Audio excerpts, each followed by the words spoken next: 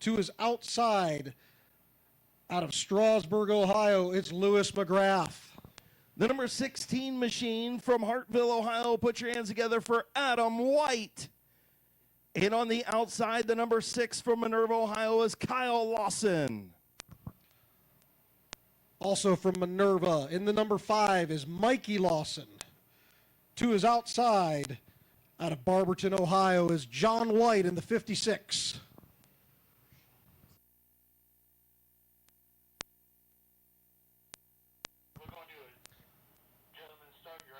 Sean Lewis in the 38 from Coventry, Ohio on the inside. And to his outside, the 17 out of Millersport, Ohio, it's Nathan McCulley. Out back from Yerkesville, Ohio, in the 2 is Tim Cohen. All right, race fans, on the count of 3, we're going to fire these cars up, and I need your help, and I need you to be loud and proud. Get on your feet. On the count of 3, 1, 2, 3. Drivers, start your engines.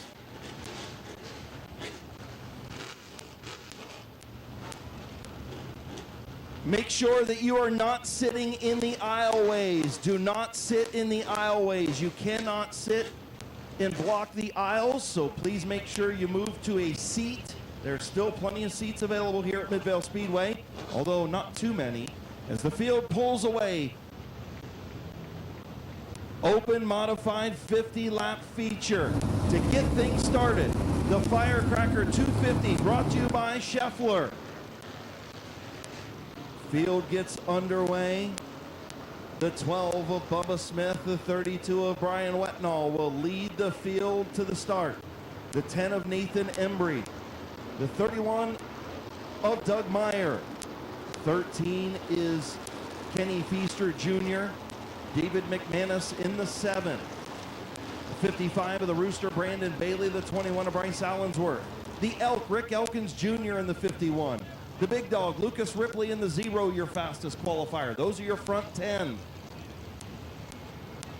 Getting ready to go. Can't thank everybody enough. Don't forget to get your Queen of Hearts tickets. Get your 50-50 tickets. Fireworks coming up in just a little bit. Hopefully for the next feature, we'll be able to light up Midvale Speedway with those cell phones. Don't think everybody can see them right now, but we'll get that done.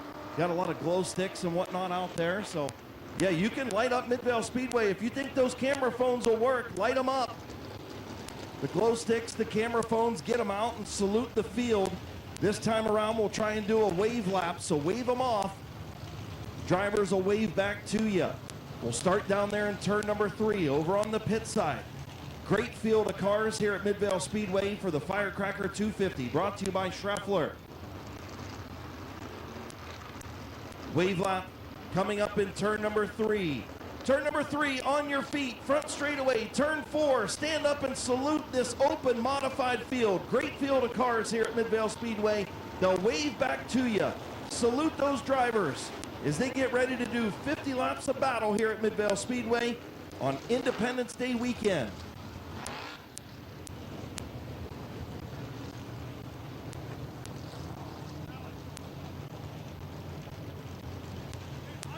Field will get the one to go signal this time around. The fans down in turn number 1, back from the fence in turn number 1. Back from the fence, nobody next to the fence as we get ready to go racing. You've got to back up. Scheffler people, back from the fence, please. You can't stand there while race cars are on the racetrack.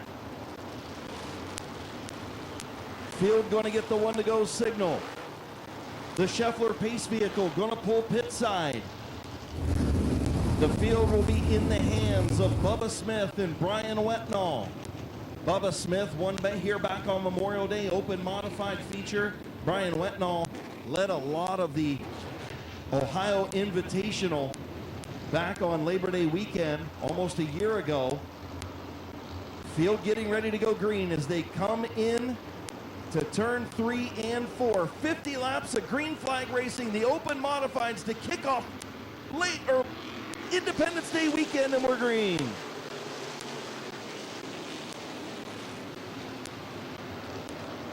Caution on the speedway, caution for a failed start. Wetnall not up alongside Bubba Smith for the start, so we'll try it again. Field to get the one to go signal this time. We'll bunch them back up. Trying to get on the radio, race director Matthew Helms telling the 12 and 32 got to be side by side in turn 4.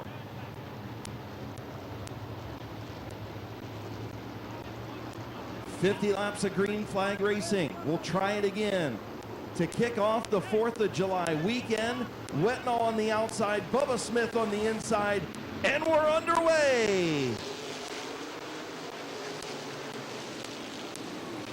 Bubba Smith will have the race lead. He'll be cleared of Wetnall. He'll be out front. Here comes Nathan Embry.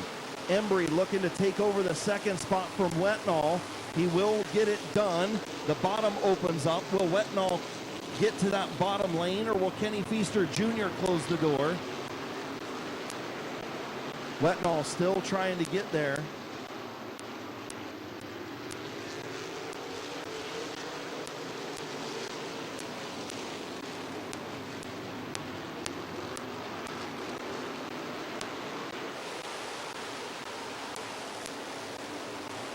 McManus sideways in turn 4, but he gathered it up behind Wetnall. Your top 5 right now: the 12 of Bubba Smith, the 10 of Nathan Embry, the 13 of Kenny Feaster Jr., the 32 of Brian Wetnall, the 7 of McManus. And now here comes Doug Meyer to the outside of David McManus for 5th.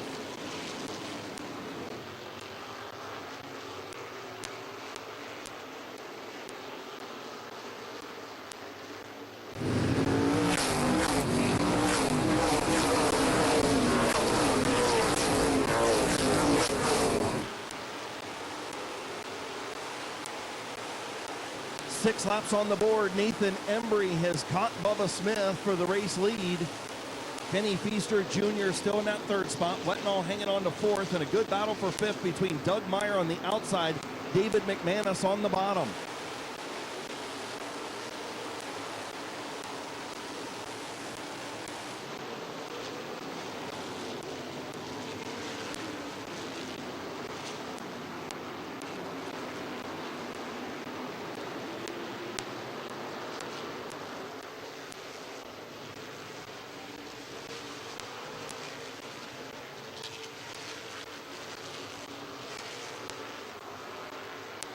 Nathan Embry looking to the inside of Bubba Smith as they come through 4. McManus back to the inside of Doug Meyer, taking 5th back as well. Yeah, great battle for that 5th spot right now between McManus and Meyer, as things starting to tighten up front. See the 2 of Tim Cohen getting the passing flag there, so hopefully he'll move up the track, let the leaders pass. Tim Cohen high in turns 3 and 4. Longtime competitor here at Midvale. We got a yellow on the out. Speedway. A couple cars together down there in 1 and 2. I saw the 56 of John White exit stage left through the pit entrance over there in turn 2. The 6 is Kyle Lawson. Nathan McCauley in the 17 there as well. So those guys battling back in the around the 20th position. John White was 19th, Kyle Lawson 20th, Nathan McCauley 22nd when that incident happened. 10 laps on the board, 40 to go. Your race leader, Bubba Smith. We'll take a look at the replay on the H&M Collision big screen as Nathan McCauley able to pull away. He was a big open mod feature winner here a couple of times back.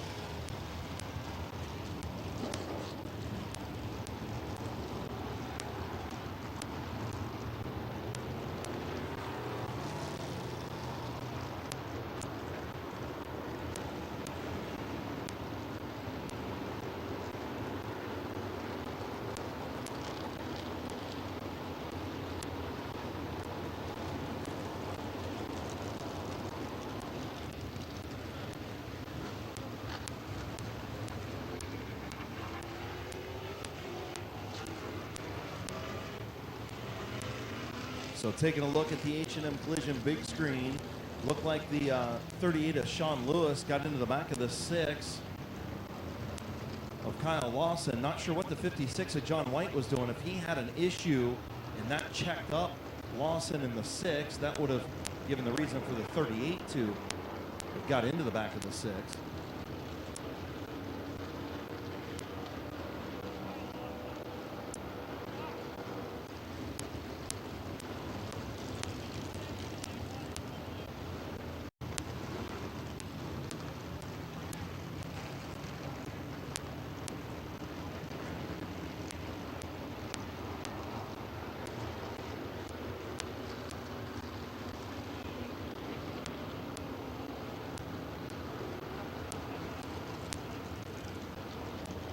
Yeah, definitely looked like something broke on the 56 of John White. Tough break for him.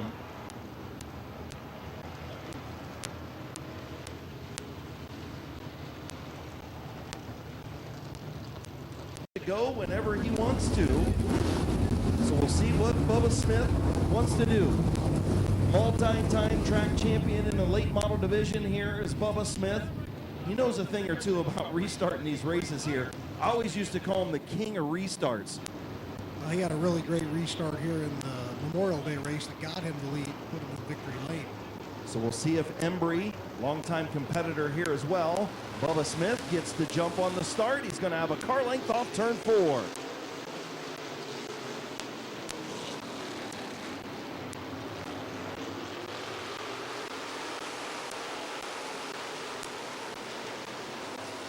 Bubba Smith, Nathan Embry, and a battle between Feaster Jr. and McManus for the 3rd spot. David McManus on the outside from Birch Run, Michigan. Ooh, Feaster gets into him a little bit and backs off as Rick Elkins has an issue, and yellow flag comes out as Elkins stops up there in the middle of 3 and 4.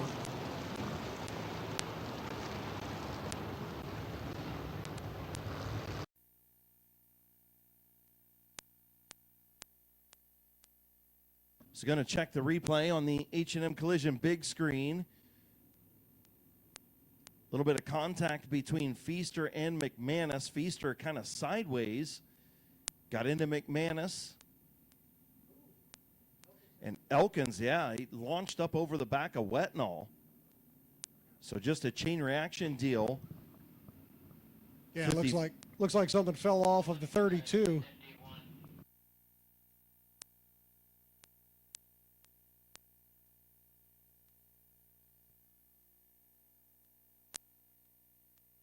So the caution going to be for the 51 of Rick Elkins Jr. as he got caught up in that chain reaction deal, got up on top of Brian Wetnall, and ended up going high and causing the caution. Everybody else stayed in the right direction and kept going.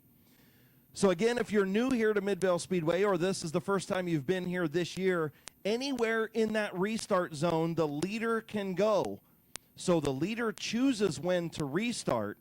That is why the restarts are that way. That is what great crowd here at Midvale Speedway for the Firecracker 250, brought to you by Scheffler, the motion technology company, one of the world's largest family-owned businesses, 75 years of manufacturing excellence worldwide. Getting ready to go green flag racing in the open mods. They enter the Rock Dog restart zone. Bubba Smith waiting a little bit longer. Now he goes. Green flag in the air. Definitely didn't get as good of a restart that time. He waited longer in the restart zone, and Embry was ready for it. Those two side by side into turn 3. 2 by 2 by 2 up front for the open mods.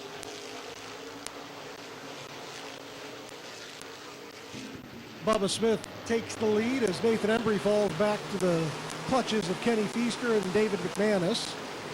McManus almost thought about a 3-wide move there as he pokes his nose to the outside of Embry.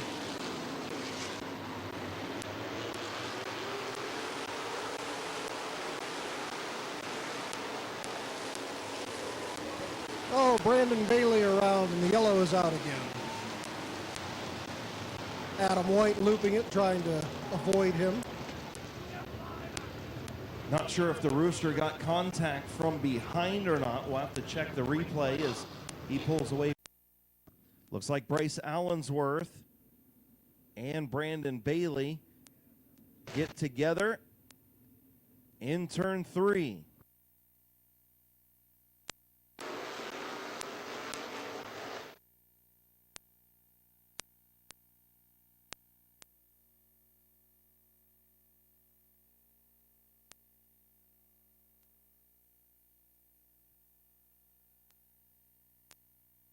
So definitely getting into the back of Brandon Bailey was the 21 of Bryce Allensworth. We'll see what the call will be from race director Matthew Helm.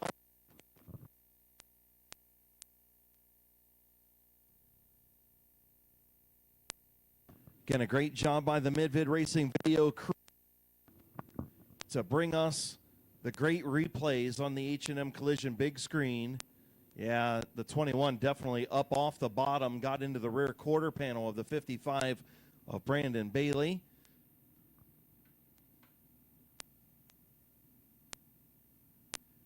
And the 21 going to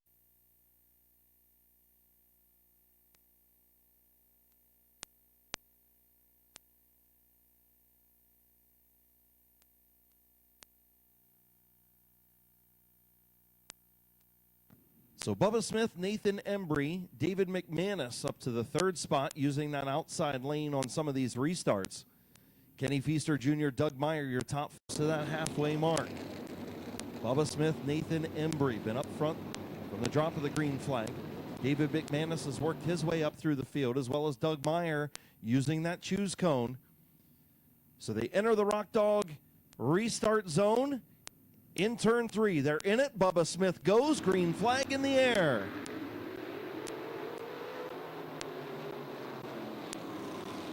Nathan Embry definitely did not get a good restart. Something wrong with that 10 machine, and it has cost Doug Meyer a bunch of spots, but now McManus in the second spot, ahead of Feaster Jr., and definitely problems. Yeah. Oh, and McGrath locks them up as they try to avoid the 10 car there. Nathan Embry going pit side. Unfortunately, Doug Meyer dropped from third back to 8th position. And David McManus looking to get around Bubba Smith up front. So Bubba Smith will put lap 16 on the board with McManus all over the back of that machine. A little contact, McManus to the front. Bubba Smith, the little bump and run by McManus, and the man from Birch Run, Michigan, will lead lap 17. Bubba Smith will try to fight back to the inside, but McManus out front in the 7. Feaster Jr. third, then the 55 of Brandon Bailey, the 0 of Lucas Ripley.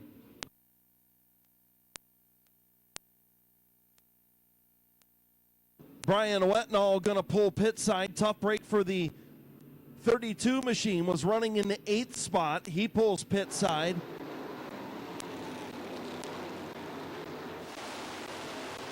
"20 laps on the board for McManus.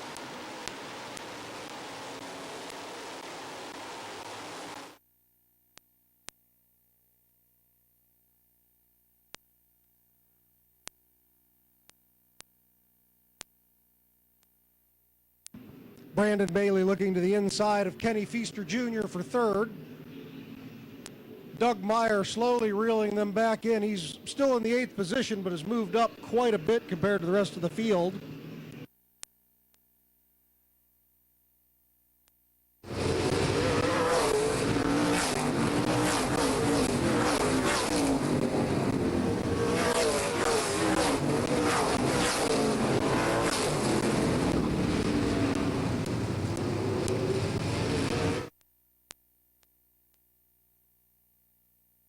Kyle Lawson pulling into the pits. So 1 lap from the halfway mark, just about halfway home in the Firecracker 50 for the Open Mods. Brought to you by Scheffler. And we are halfway. David McManus will take the cross flags halfway home, 25 in, 25 to go, as he stretches out his lead to a 2.5 over Bubba Smith. Kenny Feaster Jr. 2 7/10 back. He's locked in a battle with Brandon Bailey and the 0 of Lucas Ripley for 3rd, 4th, and 5th. Bob Sibla Jr. a good run in the 6th spot. Norm Taylor and Doug Meyer arguing over the 7th and 8th spots.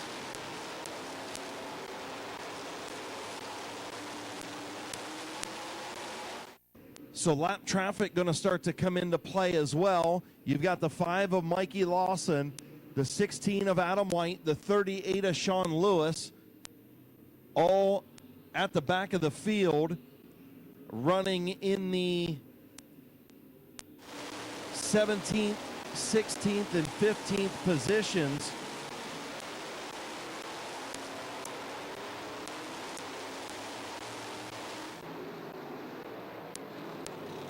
Things are starting to bottle up behind Kenny Feaster Jr. in that third position right now. Doug Meyer to the outside of Lucas Ripley. Looking to move up around him to get into the top 5.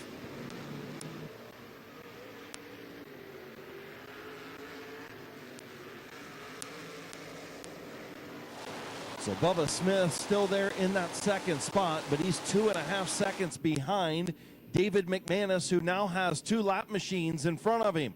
Adam White, Sean Lewis were side by side. White gonna clear Sean Lewis, and so will McManus. Adam White now right in front of leader David McManus. McManus will move to the inside and put Adam White a lap down. 33 laps on the board, 33 in.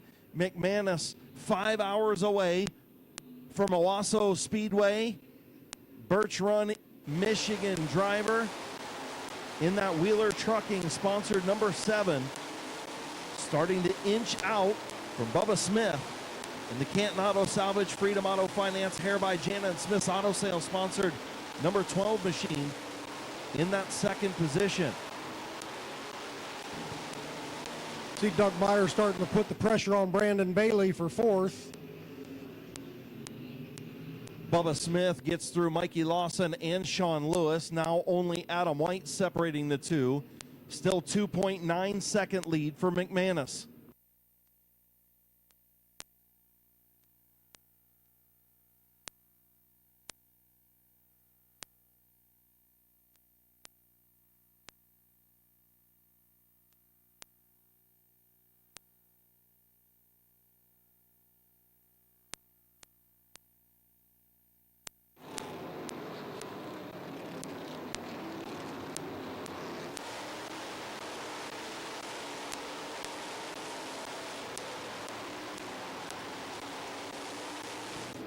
Bryce Allensworth pulls off the track. Oh, and Brandon Bailey's around on the front stretch. The yellow flag is out. And that just changed everything. Bubba Smith, Kenny Feaster Jr., Doug Meyer, Lucas Ripley, all happy to see that caution flag with 12 laps to go. So I have to take a look at the H&M Collision big screen, see what happened to the Rooster.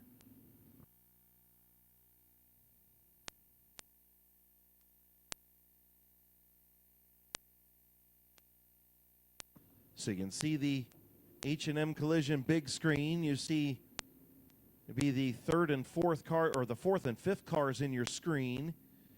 Brandon Bailey has Doug Meyer right behind. And off of turn 4, is there some contact between Meyer and Bailey?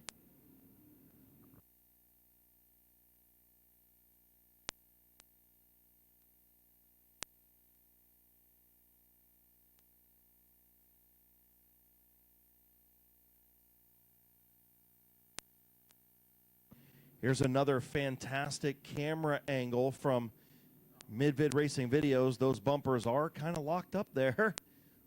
Maybe a little contact from the 31 of Doug Meyer. Up north, but we'll have to see what he does as he enters the Rock Dog restart zone, as he tries to dupe one of the best in the business here at Midvale Speedway and Bubba Smith on the outside. McManus goes early. Oh, but something happens on the Problems start. for McManus. Looks like he missed a shift. Something broke there, and a heartbreak for the 7 of David McManus as the 5 of Mikey Lawson spins out. it looks like he's got some damage on the front end there. They just all bottlenecked there when he didn't go on the front stretch. Yeah, not sure if the car jumped out of gear or what. Looks like he's back under power now.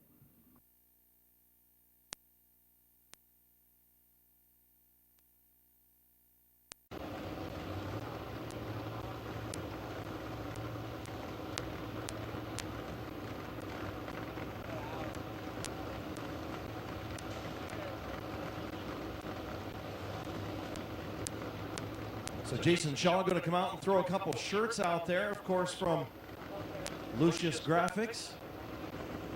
So going to get some t-shirts thrown out. Heads up. Oh, and you hit the wires, Jason. That's terrible. You wouldn't make it as a quarterback, I can tell you that much. But he's going to try and throw another one. So heads up into the grandstands. Going to get some Lucius Graphics t-shirts.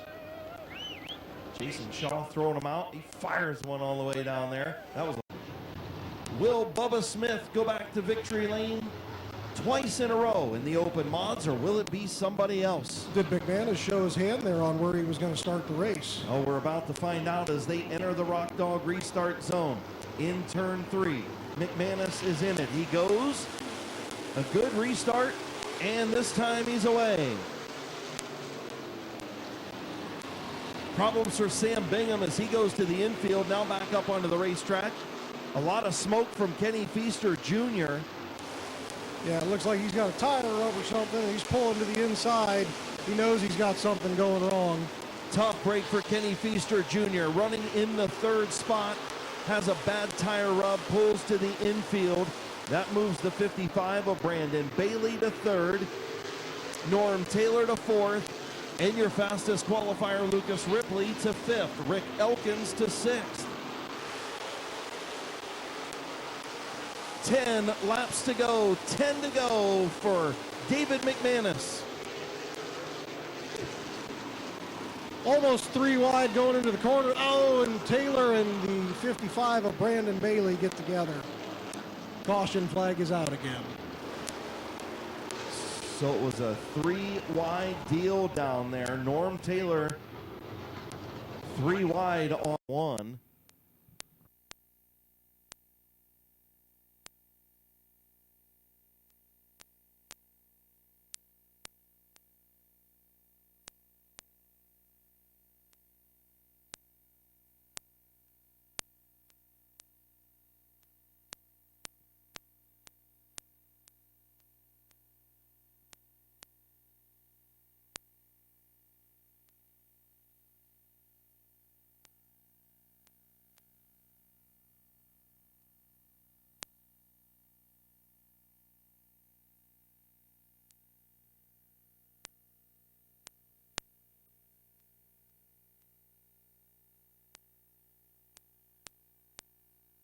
So again, make sure you back up on the front straightaway near the flag stand. I know we've got the Eagle down there, but when we got race cars on the racetrack, we want to make sure once we get back to green flag racing, we get those kids back from the fence.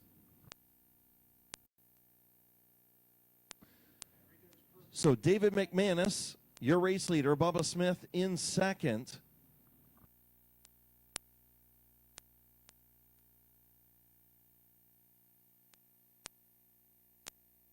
And after taking a look at the replay, the 32 of Norm Taylor had the lane.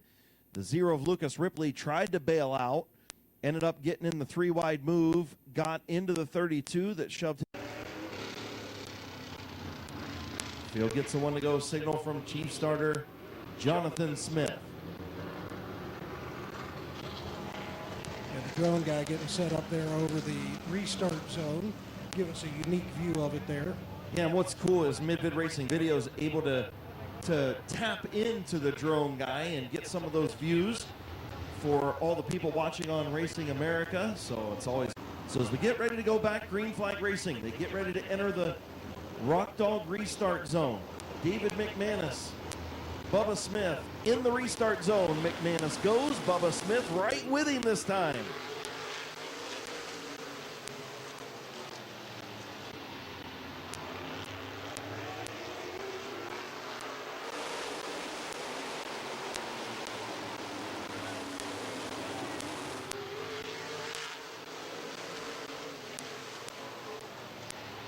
McManus will have the race lead after a lap battle with Bubba Smith.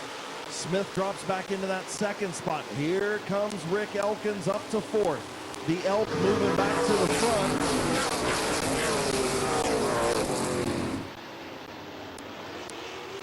Oh, Bailey having an issue and dropping to the inside on the backstretch. He'll get to the infield and they'll keep going green. Tough break for the Rooster, running in the 3rd spot. That's like the second or third car that's had an issue running in the top 5. Is Lewis McGrath going to get some contact from Nathan McCauley back in the pack? Is McCauley going to send it in and make contact with Lewis McGrath, send him up the hill? We stay under green flag racing. 5 fingers in the air, 5 laps to go for Birch Run, Michigan's David McManus.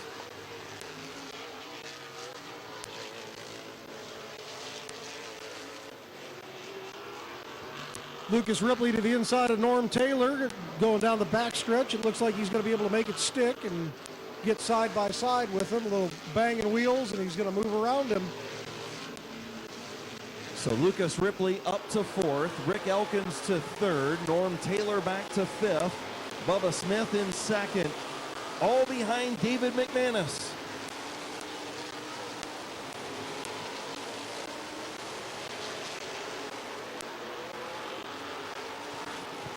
Two laps to go this time by for David McManus. Bubba Smith in 2nd, Elkins in 3rd.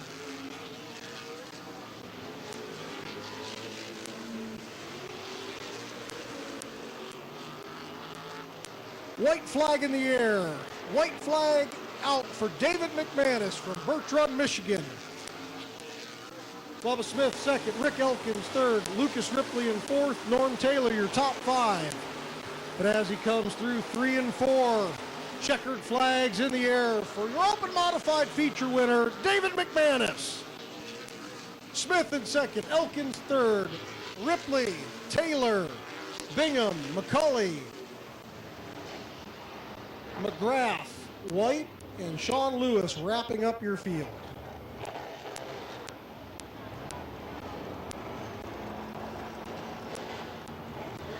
Climb out.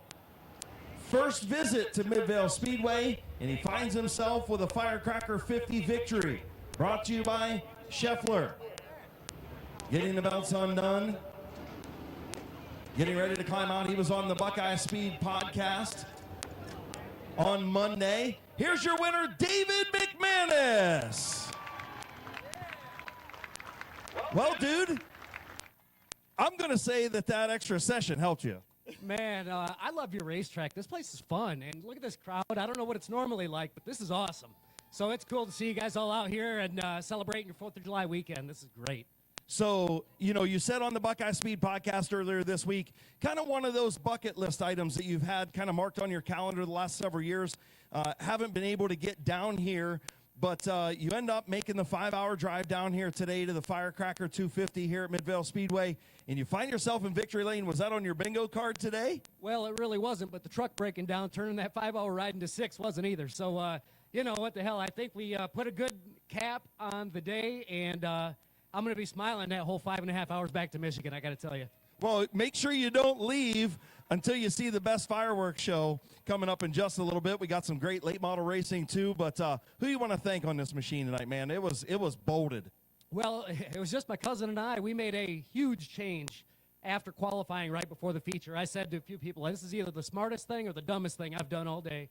And it really worked out. It was a good change. But I got to thank Wheeler Trucking, Owasso Speedway back home up north, that state up north, you like to call it. Yeah, absolutely. And that's it, man. It's just my cousin and I, so I think I'm going to find a place where you can buy some barley pops, and I'm going to watch those fireworks. Absolutely, man. Thank you so much for coming down to this event. We love having you guys down here, that don't get to normally run to events like this. This is what makes this event so special, is having guys like you make the tow down here, and we appreciate it. Congratulations. Welcome to Midvale Speedway Victory Lane. Hopefully it won't be your last time. Thanks again. I'd love to come back, and just something to add. Every single person in those pits have treated us so awesome. It makes it easy to want to make that drive to come back, so thank you. Absolutely. Your winner, David McManus.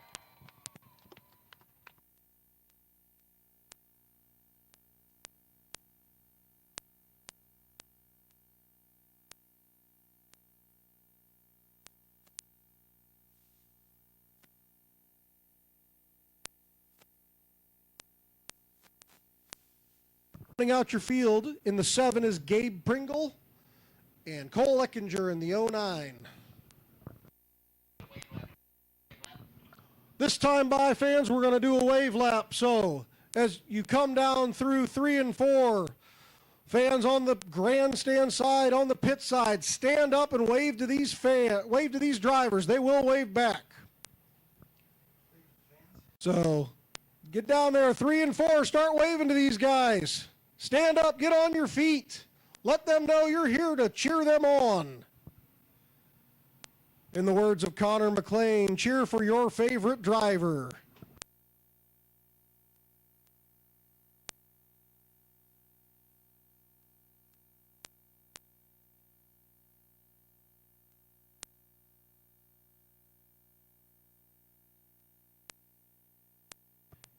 Great to see the Scheffler people on the flag stand. Going to wave a green flag tonight for the Scheffler Firecracker 250. Make sure you guys give them a wave. How about a big round of applause to all of our folks here and employees from Scheffler. We appreciate you guys being here and being so active in the motorsports community here at Mid. Going to come to green, the Wayne Dalton Sales and Service Street Stocks. Colt Locker, Old Camaro hair on the pole with Zach Kogar. Green flag in the air.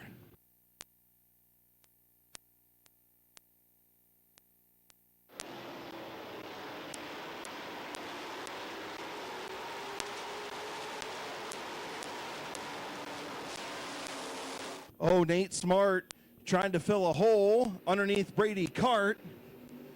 Couple of young guns getting together there, keeping it straight and moving on. Zach Kogar trying to get around Colt Locker. A little bit of contact there, Chris. Yeah. Zach Kogar closing the door on Colt Locker, and it worked that time. Is Kogar going to be out front? The 118 of Colt Locker second. Bob Passwater Sr. in that third spot. Nate Smart up to fourth. Here comes Kylie Wood. Kylie Wood to the inside of Brady Cart for the fifth spot.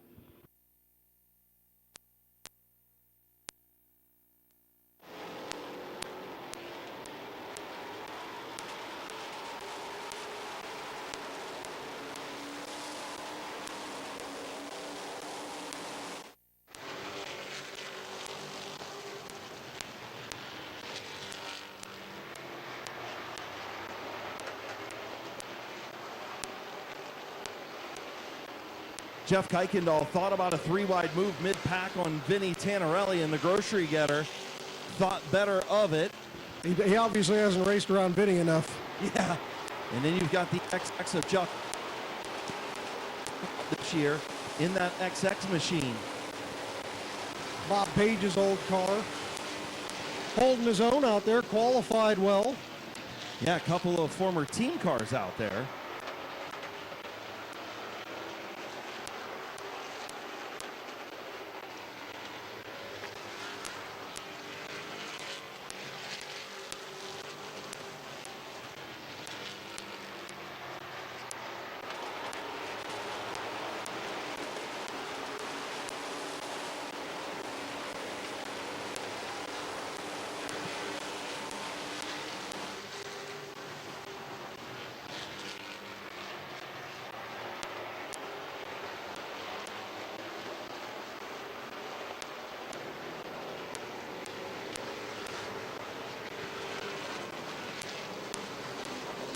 Gabe Pringle making some moves in the back of the pack in that Shook Brothers Big Z Sports number 7 machine. He's on the inside of his old car, the 96 of Cody Kaler.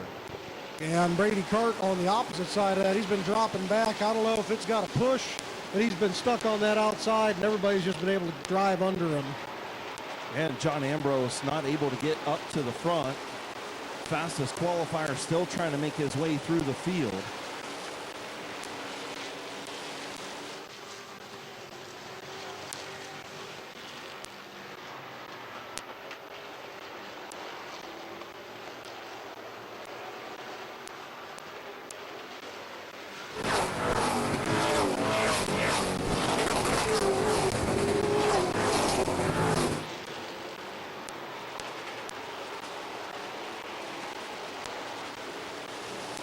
Field starting to stretch out here as we're 13 laps in, 27 laps to go. A little bit of side-by-side action in the back with Cody getting a little loose, keeping it under Gruel there.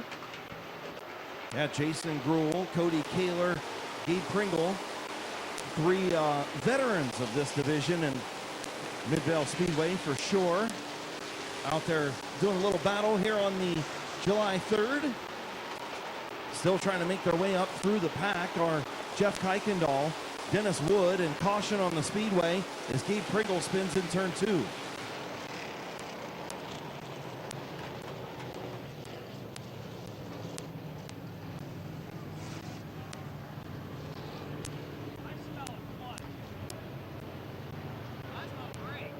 So the Shook brothers, you're on Worldwide Racing America TV. There you go. The drone zooming in there. Maybe a little too much. There we go.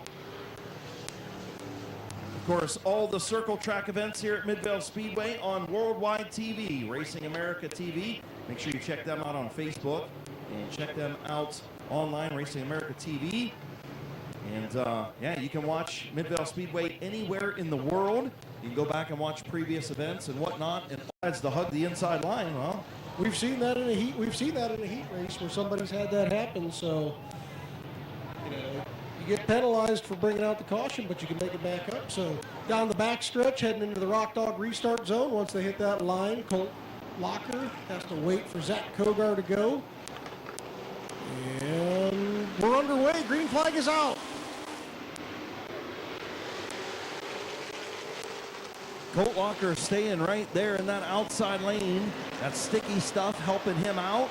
Oh, Zach Kogar runs him all the way up into the fence. I'm sure Locker not going to be happy about that one. Yeah, but he was smart enough to back out. He saw it coming and didn't get his car pinched. Right, when a couple weeks ago, Ambrose he did not back off, and that ended up in being a nasty accident on the back straightaway. And Ambrose, speaking to him, he's marching to the front. Looks like Nate Smart, maybe a flat left front tire. Nate Smart has a flat left front, I think, on that 17 machine. Yeah, he's going to try to get, let's see if he gets through here. Everybody getting bottled up around him. He's still moving out there. He needs to get off the track. I think he realizes that now something's wrong. Gets out of the way. A little bit of contact with Brady Cart, but unfortunately for Nathan Smart, he'll pull off the track here. Tough break for Bob Passwater Sr. as he went to the infield. Now he's going to come up right in front of the leaders. Not sure what happened there, and caution on the speedway. Not sure why Nate's decided to stay on the racetrack, but he did. Now he's going to go pit side and get that tire changed.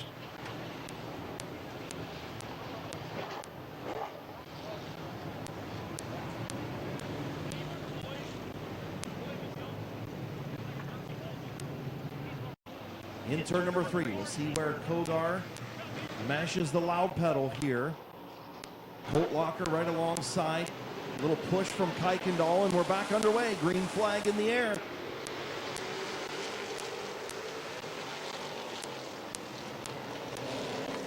How about Kylie Wood with a good restart right on the bumper of Zach Kogar. And now she's to the inside of Colt Locker for second with Kuykendall right on her bumper.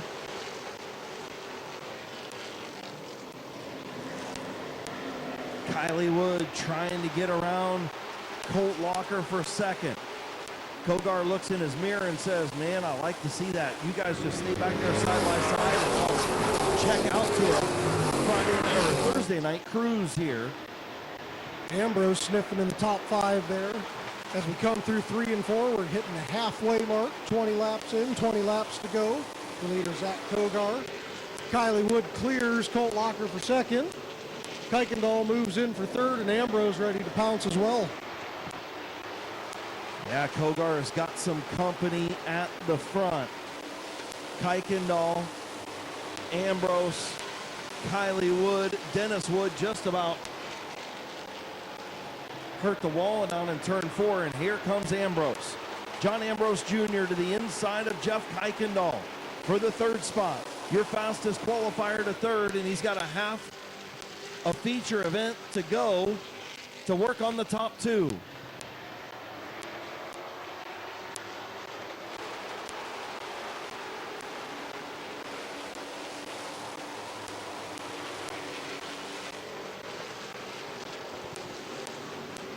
Kylie Wood pulling up on Kogar, trying to get away from John Ambrose there, but He is there. He is taking the opportunity to dip under, look to the outside, back to the inside. The faster Ambrose gets around Kylie Wood, the better, if he can get around Kylie Wood. As those front three, nose to tail, and Kuykendall and Dennis Wood make it a fivesome up front. Front five cars nose to tail as Ambrose thought about an outside move. Walker back to the 6th spot with Passwaters. The 00 of Vinny Tannerelli, the 64 of Ian Porco. Oh, Ambrose gets underneath the Kylie and makes it stick through the corner. He's going to have the position going down the backstretch here. A little bit of a nudge there, but going to make it side by side coming down the front stretch.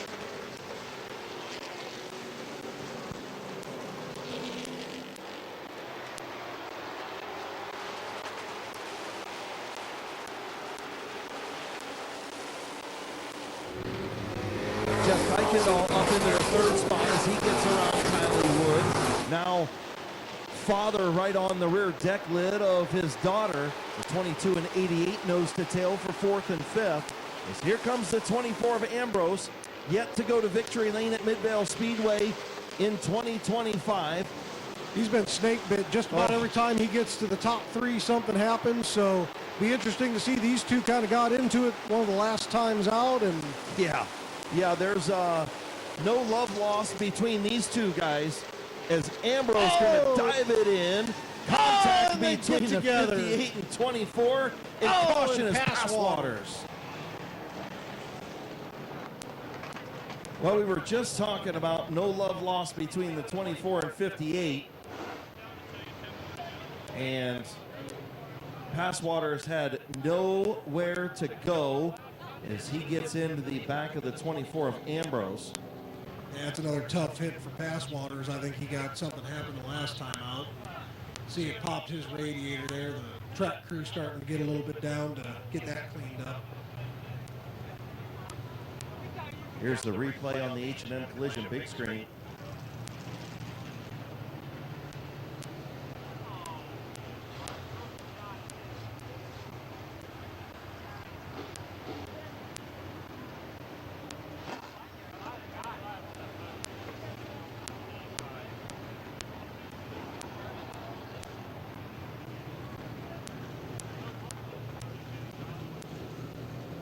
So we see the 58 and the 24 stopped, and the 75 just gets into the back. That's what you call a kerfoil, as he got into the back of 24 of Ambrose. And up here is with Matthew and Gary downstairs, and me and Jason and Miles upstairs. I don't get to hear when the call comes that everybody's okay, but I believe Passwater's going to pull off. So good to see Bob Passwater Sr. okay, and I believe Ambrose and Kogar okay as well. So last call for the Queen of Hearts. If you want to get that, it's going to be before the late model feature. It gets cut off. So we have 10 laps to go in this 40. On the racetrack, I know it's always the best view. You want to get up close to the race cars, but we don't want anybody to get hurt. These cars running hot tonight. And if somebody would pop a radiator hose or something and the fans close to the fence, I don't want to get anybody injured. Well, at slower speeds, these tires will pick something up and throw it into the stands as well. So anything that's on the track, any little pebbles that have moved up out of the groove, even pieces of rubber will do that.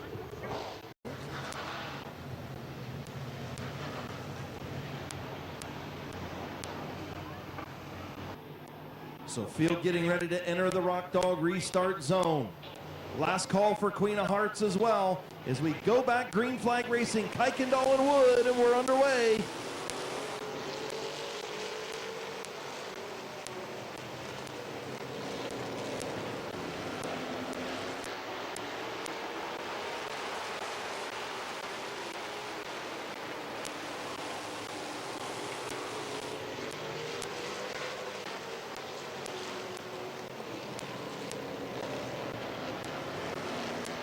Jeff Kuykendall taking the lead with Dennis Wood falling in behind him. Kylie in third with Camaro Hare in fourth. Yeah, and Vinny Tannerelli, I think he lost a couple groceries out there in turn 4 as he got next to the wall. Like Miles said, I think he smashed the bread in the back of that thing. With the price of eggs, you can't be doing that, Chris. Yeah, I know. It's expensive. Dennis Wood looking to the inside. Door closed by Kuykendall. Yeah, Jeff Kuykendall going to have this machine up there. I think Mark Lucius going to run it at Lorraine this weekend as a tune-up for the Trident. Dennis Wood trying to get to the inside of Jeff Kuykendall. Not quite there. Will Kuykendall close the door? He does. Contact in turn 4. Dennis Wood to the inside of Jeff Kuykendall. A little bit of side-by-side action there through the corner. Kuykendall holding on the outside. Trying to see if he can disrupt Wood's line. Dennis Wood, 3-time champion here in the street stock division at Midvale Speedway. 3 or 4-time. I think he was a 4-time champion at Midvale Speedway in this division. 3 laps to go.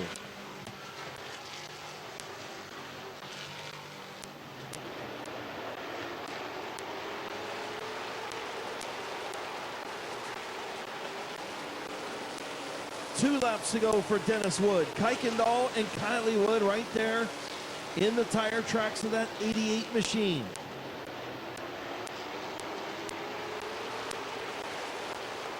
Off of turn number 4, white flag in the air for D. Wood.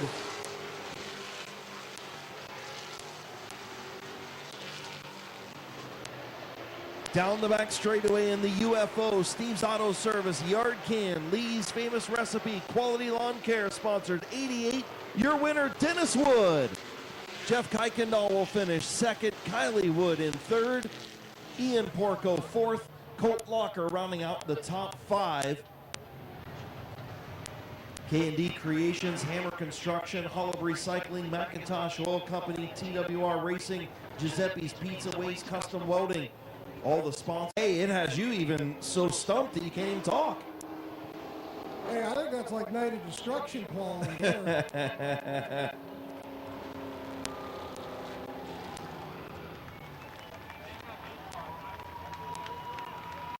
Getting unstrapped. Dennis, I think you're going to have to start moving those stickers somewhere else. You're not going to be able to see. Dennis Wood, everyone! Well, you look a little winded. Yeah, it's hot. So, how was the track tonight? It was really good. I mean, Jeff was giving me everything I could handle. The part owner of this car had a stroke the other day, and she's not here tonight, Marie, my ex-wife. So, but this is for her. So, I mean, you saw you had a decent view of what happened there on turn 1 and 2. It just kind of opened up for you and Jeff. yeah, it kind of worked out for our favor. And then I got her Jeff, and I just couldn't lift. I had to keep it in there. I didn't want to hit him, but I was up there. So, who would you like to thank tonight on this 88 machine? UFO, my crew, Lee's Chicken, Dynamite Motors, S&A, or Hammer Construction. Only one went to Candy Creations. Who else is on there? And anyone else that's on it. I was going to say, your backup driver, Mark Lucius, needs to give you some lessons on how to read through your sponsors. Yeah. I'll have to ask him. So, all right, everybody, put your hands together for Dennis Wood.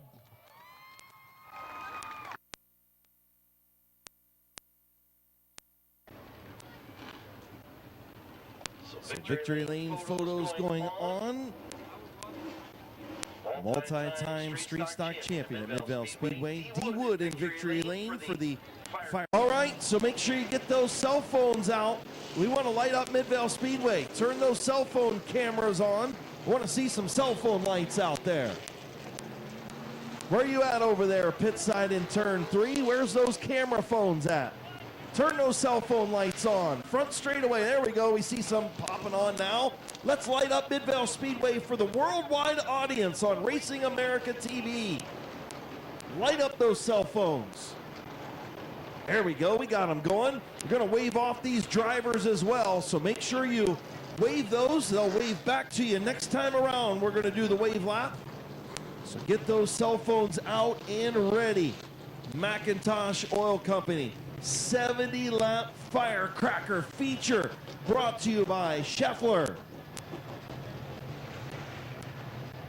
Turn 3, get those camera phones and lights on and wave to those drivers. Salute the field on your feet. Turn 4, front straightaway. Let's salute our late model field. Let them see you, fans.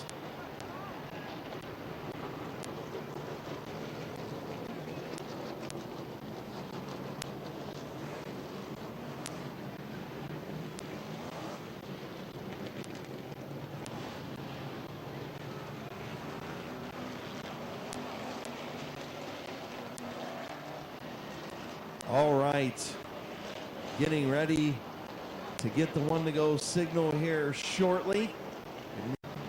Jimmy Carter. Row number 3, the 0 of George Riddle, the 81 of Brendan Lucius.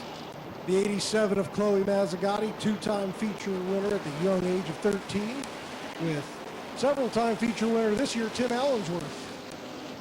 So the field gets the one to go signal. Firecracker for the late models. The Firecracker 70 field on the Max straightaway. The Mountain State Missile, Jonathan Ritter. The 21 of the Code Man, Cody J. Berg. Chief starter Jonathan Smith, green flag in hand, and the Firecracker 70 is underway.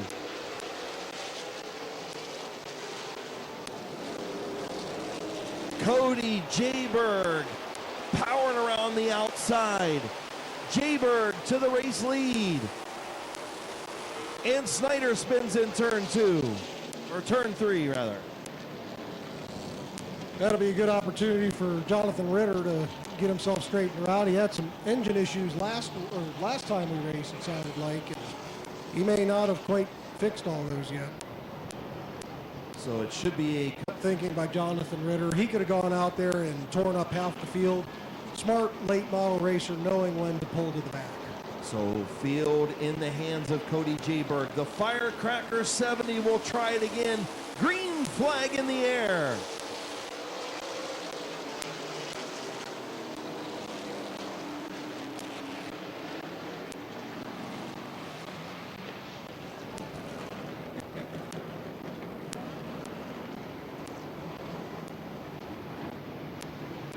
So Bob Snyder Jr.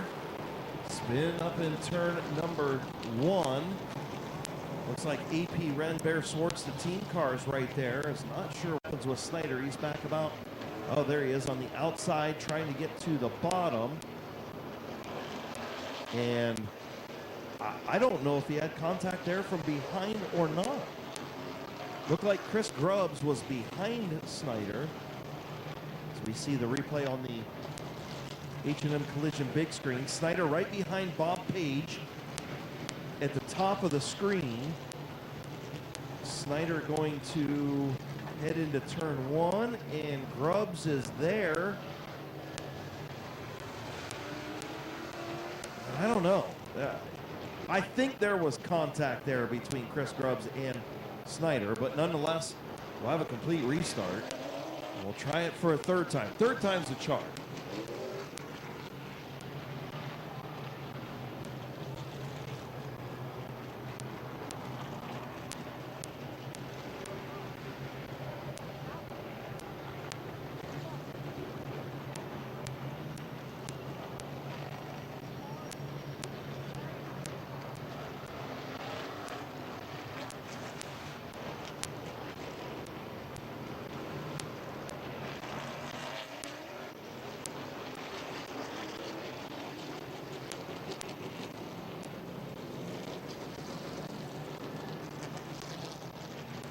Time too. Yeah, but third generation racer. Yeah, I know. The Code Man with that new car starting on the pole. So we'll try it again. Third time's the charm. The Firecracker 70 for the late models, brought to you by Scheffler, is green.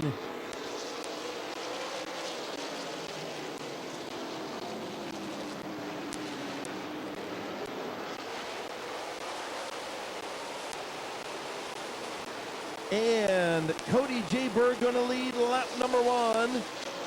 I told you third time was the charm, and we get a lap on the board. Andrew Smart still battling in that outside lane. El Presidente, Jimmy Carter right there in the third spot. George Riddle fourth. Brendan Lucius, he's got a feature victory this year, and so does his dad in that 81 machine. Ooh, Riddle a little loose coming out of the corner there. Pulls back to Lucius. Andrew Smart doing a great job in that outside lane in that 17 machine, hanging on to Cody Jaberg. Now actually inching out in front. Andrew Smart by a nose at the line. It's still going to be Jaberg as they complete lap number 4. Jaberg loose on the bottom. Here comes Andrew Smart. Smart is clear if he wants the bottom. He'll stay to the top, give Jaberg a lane to race. And Andrew Smart leads at the line. He again will stay in the high lane. He's clear of Cody Jaberg, race leader Andrew Smart. Bryant Smith and Nick Grubbs getting together on the back stretch as the yellow comes out. Chris Grubbs, excuse me. Just as we had some great racing up front, the guys in the back of the pack have an issue. We'll have Smart on the inside row, Jaybird on the outside. So heading down the back stretch here, we'll hit that white line on the back stretch, hit the Rock Dog restart zone. See where Andrew goes. So slowly pulling in here, and the green flag is out. We're underway. 5 laps complete. Andrew Smart with a good restart, and he's going to bring El Presidente with him. Jimmy Carter and Brendan Lucius going to get around Codeman for the second and third spots, and Bob Page going to get around Jaberg as well. That 21 just does not like that outside lane right now as he's dropping like a rock in the outside lane. 6 laps, 7 on the board for Andrew Smart. Tim Allensworth to the inside of Bob Page. He dropped to the inside really quick to get out of that dropping outside lane.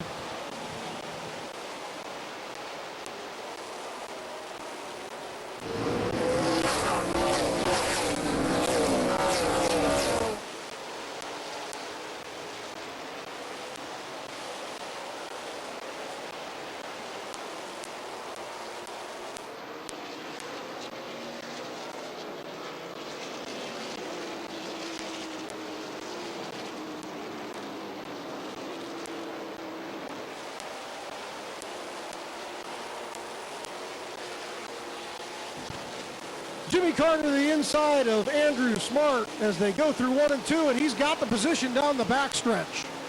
Yeah, just as Billy Straley pulled pit side, Jimmy Carter said it's go time and caution on the speedway. Bear Swartz spins, and that may be the end of Jimmy Carter's lead as you go back to the previously scored lap, and Andrew Smart was your race leader, so Carter might have to end up doing it again. Yeah, but he's on the outside potentially, so Yes. that's going to change everything. That's Yes. what that choose. This winner, and looks like the Mountain State Missile heading back to his trailer as he is on the other side of the pit wall over there, pit side. Just a tough break for Jonathan Ritter. We're supposed to start this event on the pole. As we take a look at the replay from the infield, you've got Bear Swartz, you've got Chloe Mazzagatti, you've got the 21 of Jaberg there, and we'll see what happens. And it looks like Bear Swartz sideways off of turn 2 on his own. So Bear Swartz going to tag the tail of the field. Tough break for the veteran. Bear Swartz comes and runs a part-time schedule here at Midvale Speedway. Former track owner here at Midvale Speedway. Started the Midvale Speedway Hall of Fame that we will be inducting that class into coming up in just a few weeks as we got the choose cone out this week. I'm sure it's just like something about a giant glacier. Right. Global warming, my foot. All right, so getting ready to go back to green flag racing, entering the Rock Dog restart zone. Andrew Smart will push the loud pedal, and we're back underway. El Presidente, Jimmy Carter, and the two rubbing a little fenders going into turn one. Carter will have the race lead. Bob Page moving from the outside of row 2 to the outside of Smart. Driving around him, looking to take second place.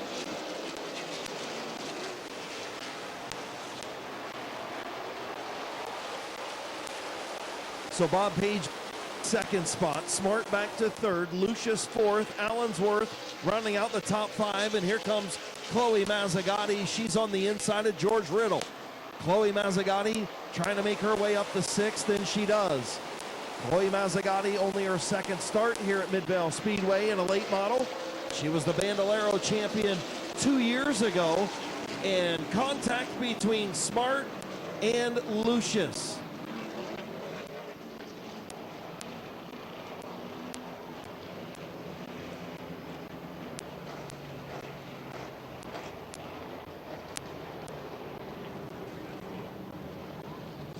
See if we can.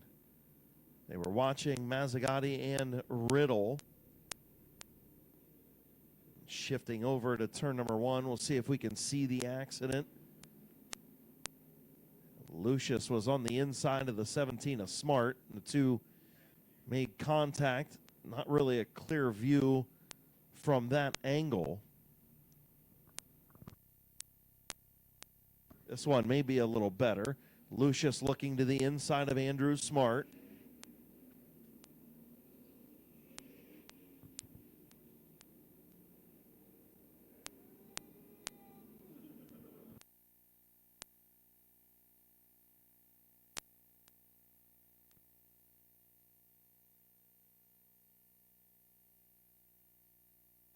So Brendan Lucius taking blame for that one.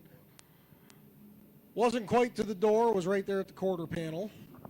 Ritter and the code man Cody J. Burke both having to go pit side. Beautiful view of Midvale Speedway. Look at that view from the drone. How awesome is that? You guys might take a snapshot of that one.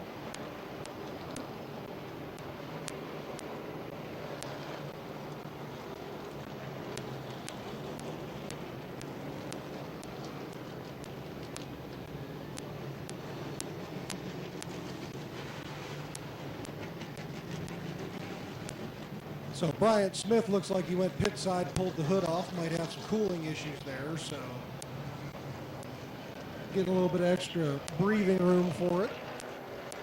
The Dynamite Performance Tuning choose cone out there on the back stretch as everybody gets settled in and hits it.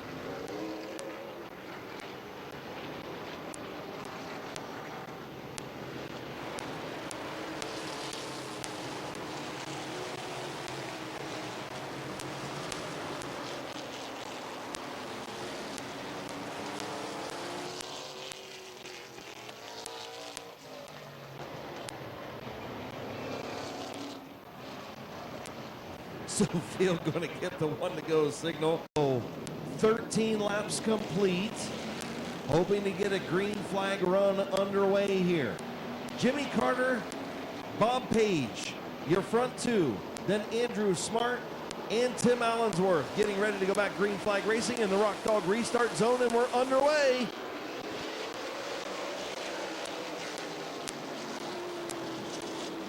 How about Bob Page around the outside?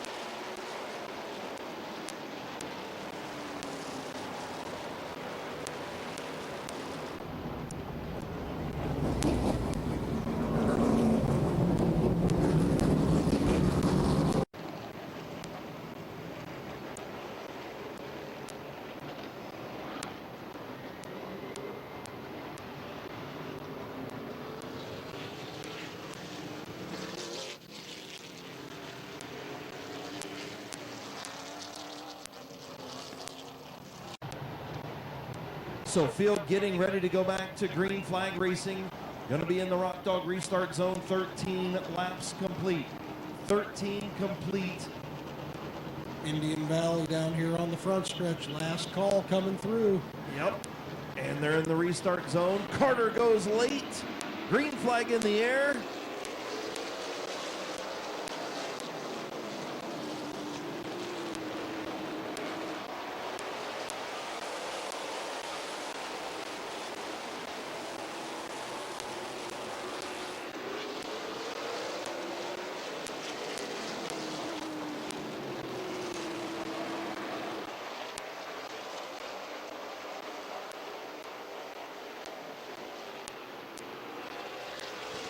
Bob Page looking to get the El Presidente.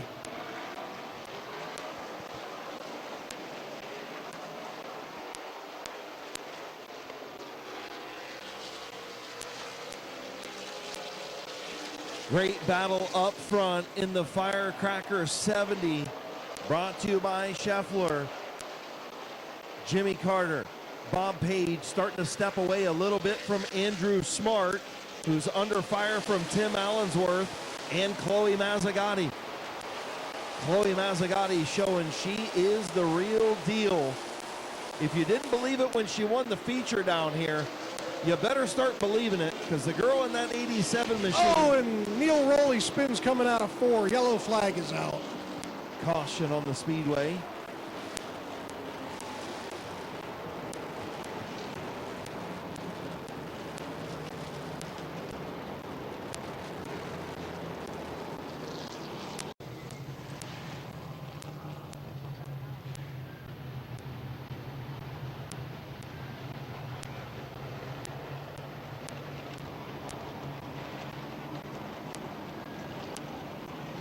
So field on the back straightaway. Jimmy Carter creeping into the Rock Dog restart zone.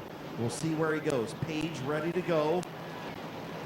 And Carter goes. Green flag in the air. 18 laps on the board.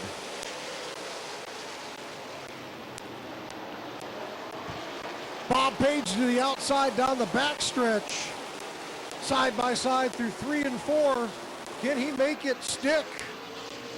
At the line, they were 12 thousandths difference on their transponders. Oh, Page almost got into the wall in the outside lane.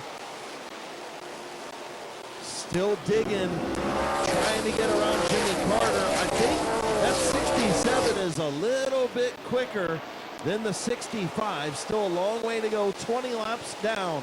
21 on the board now for Jimmy Carter, who has Bob Page all over the rear deck lid. And you've got Chloe Mazzagatti to the inside of Tim Allensworth for 4th. Chloe inside of Allensworth, behind Andrew Smart.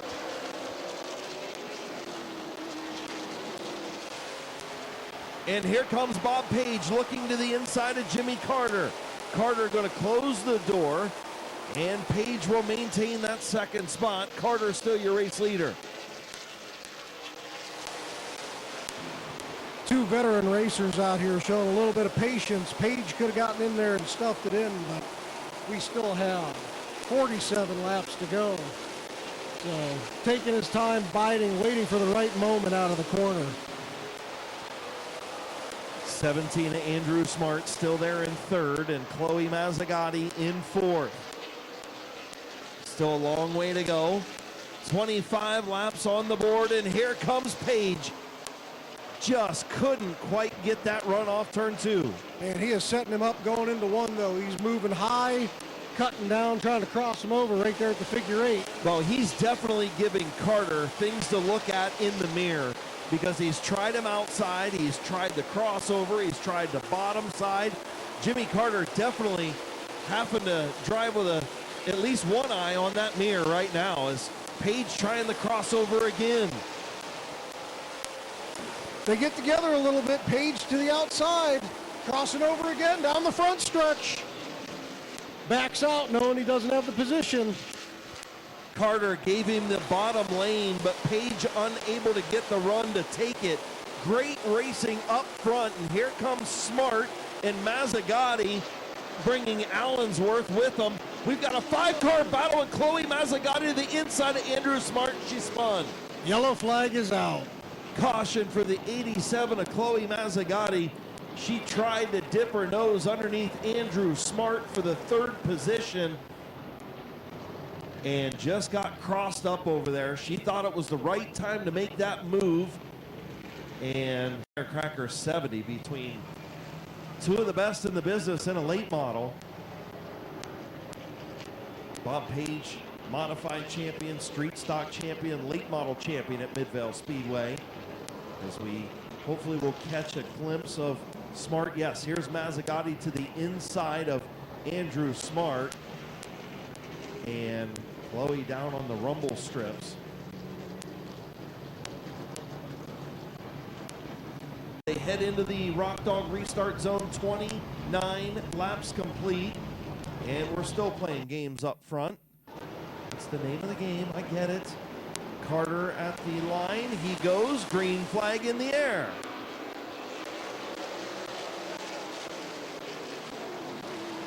Oh, Bob Page around the outside trying to hang on.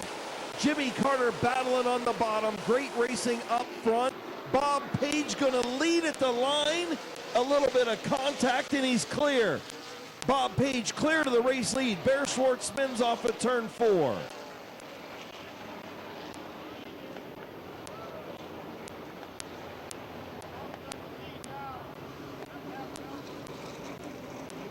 Once again, a great battle up front.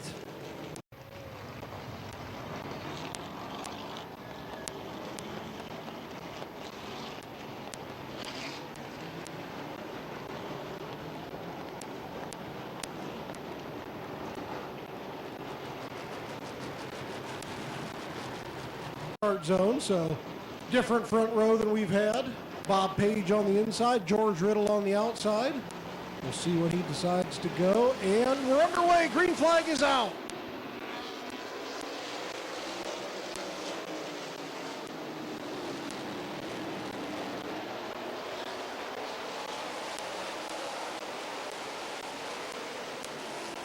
So Jimmy Carter in that second spot, the battle for third, and I guess Chloe Mazzagatti knows better than I do as she moves up and takes over that third spot. Riddle dropping like a rock in that outside lane. He's trying to get down in front of Allensworth.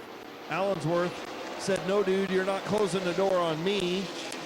And he gets to the inside of George Riddle. So Riddle gets shoved high. That stalls R.J. White out.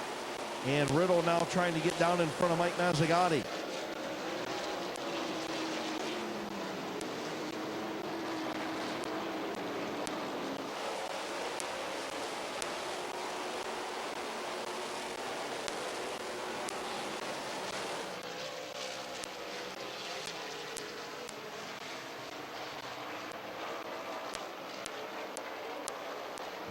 Halfway home. 35 laps in, 35 to go. Bob Page with 0.8 of a second over second place Jimmy Carter. Chloe Mazzagatti in third, and contact between Mike Mazzagatti and the 0 of George Riddle. Caution on the speedway. A lot of sparks over there from Riddle and from Mike Mazzagatti. Caution on the speedway once again in turn 3.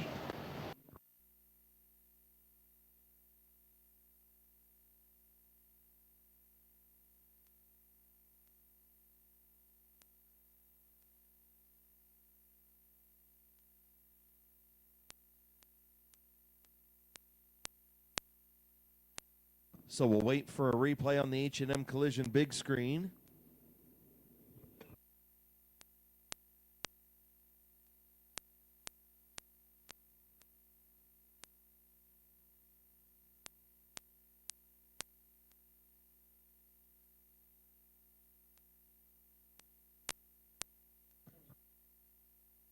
So it looks like Mike Mazzagatti going to need a hook over there in turn number 3. Bob Page, Jimmy Carter, Chloe Mazzagatti, Tim Allensworth is here as your replay. The 0 of George Riddle trying to get to the inside of Mike Mazzagatti. Mazzagatti coming down, Riddle all the way alongside of, woo, some big time air out of George Riddle. Wow. A little bit of Joey Chitwood action there. Yeah, oh, jeez.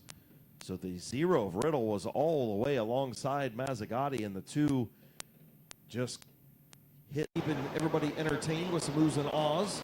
Zone in turn number 3. Page can go anywhere in that restart zone. And green flag is in the air as he went late. I think Allensworth was waiting on him to go. And Allensworth going to take that to his advantage and try and get to the bottom, and he does. Allensworth to second. Lucius trying to get around The 65 of Carter. Yeah. Yellow flag out as two cars nosed into the turns 1 and 2 wall there. Looks like Bryant Smith and Neil Rowley got together. Neil Rowley, not a very happy camper inside that race car as that car got up onto the Jersey barrier in turn number 1. And Neil Rowley climbs out. He is okay. And he's not happy with Brian Smith.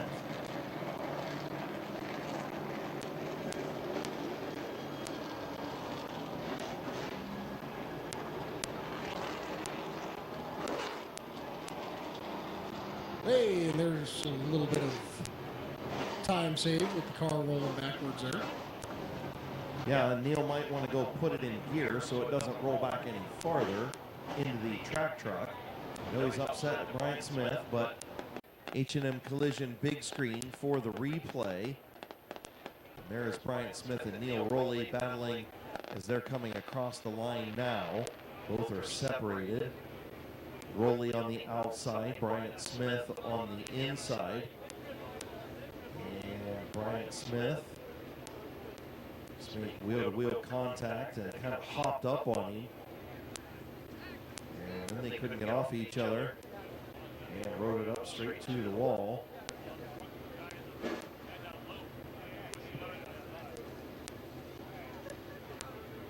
And Rowley took the most of that damage when the tire actually hit the wall. So he was climbing up left front tire on Bryant Smith's right front tire, and the car actually went up into the air before it ever hit the wall.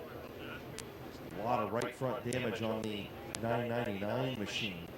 One of those racing deals headed into turn number 1. And Yeah, it's just one of those ones where the timing was wrong for his wheel to hit the wall there because it bent the suspension straight back as soon as it did that. Definitely. And it looks like it moved the wall some.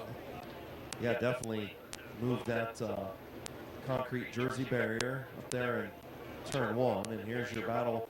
Bryant Smith got in a little deep, just like we saw a couple other guys do here tonight.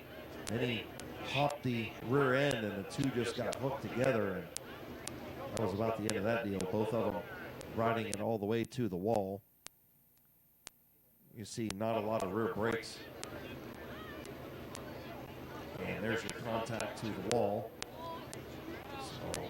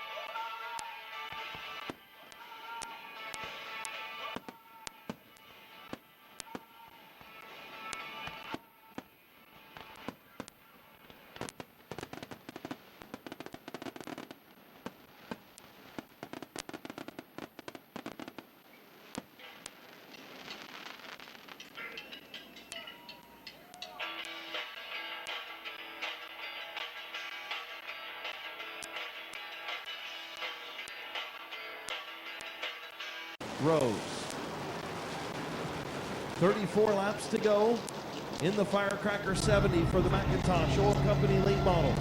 82 degrees inside Bob Snyder Jr.'s machine. Field Field in turn number 2. They'll come to the Rock Dog restart zone in turn number 3. Bob Page and Allensworth enter the zone. Page goes and we're back underway.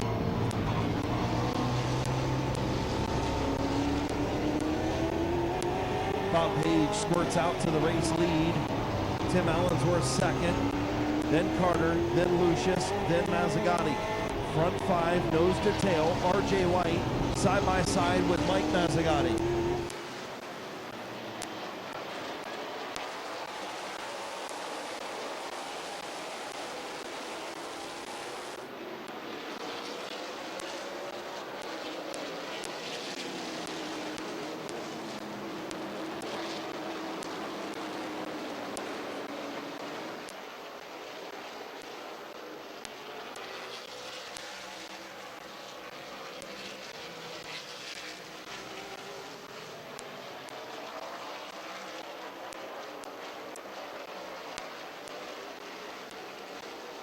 Bob Schneider Jr. spins coming out of 2, and the yellow flag is back out.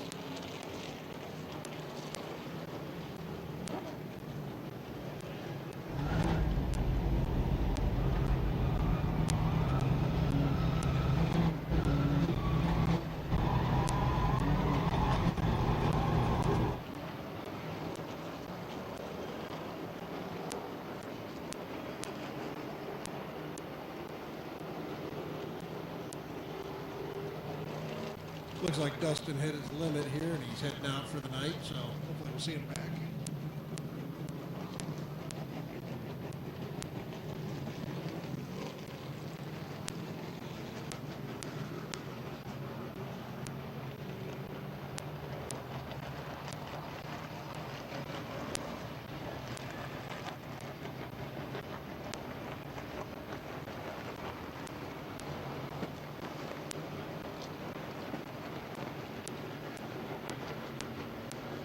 Complete. Tick, tick of the clock. And they're coming back to the Rock Dog restart zone. Bob Page, Tim Allensworth once again on the front row. Fielded turn 3 in the restart zone.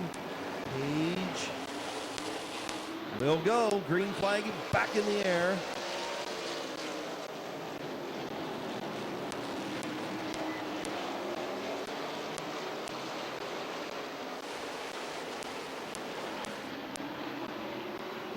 Yellow flag is out on the backstretch as Chris Grubbs is around on turn 3.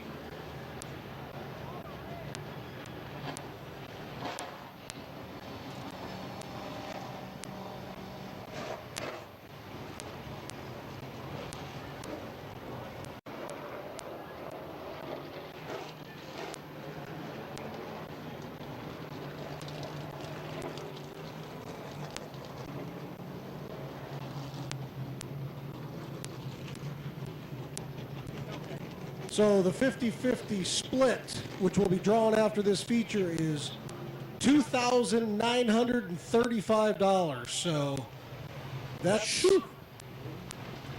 quite the pot to take home tonight. Not as much as Matt won on the, my man won down there on the Queen of Hearts. No, not quite It's as still much. a good pot. It's still a good pot. And we still got tickets up here, so. We do. Yeah, so after this late model feature concludes, one way or another, as you look at the replay, Chris Grubbs sparking all the way on the bottom of the racetrack.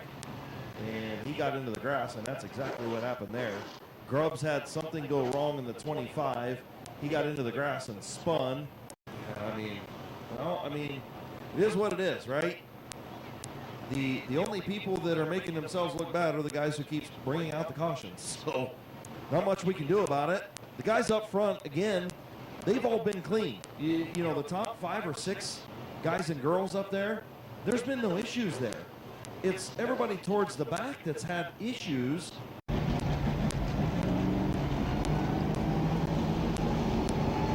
So entering the Rock Dog restart zone, hopefully for the final time, Bob Page will mash the loud pedal and we're back underway. And you can see not as enthusiastic as I was 3 hours ago when this feature started.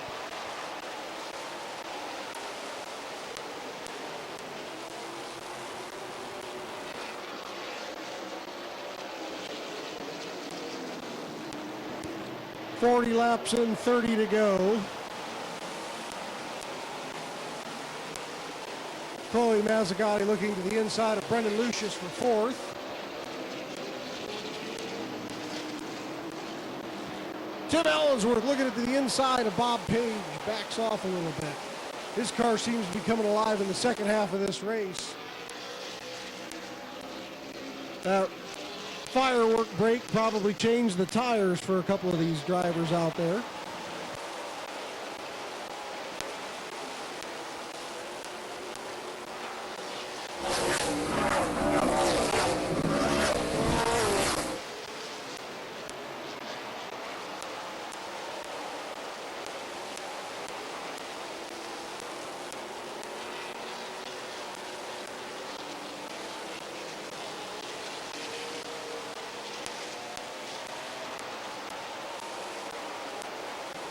.45 laps on the board.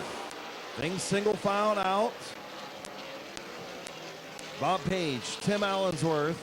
Your front two starting to pull away from third place, Jimmy Carter.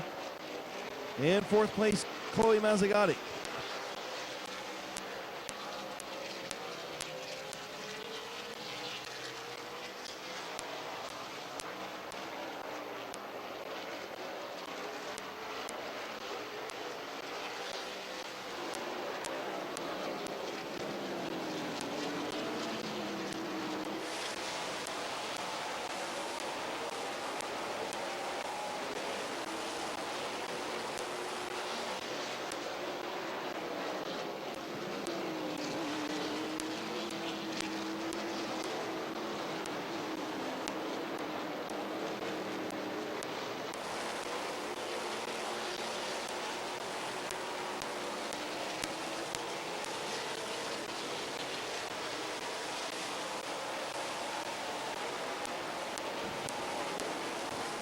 Coming in on lap 50, Bob Page still out front, 0.4 of a second ahead, Tim Allensworth.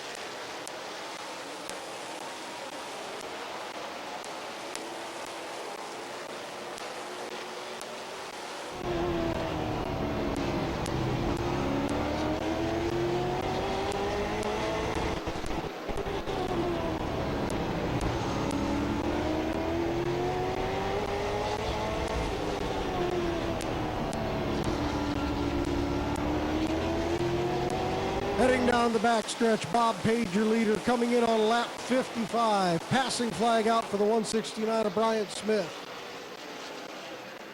1.2 second lead over Allensworth at this point.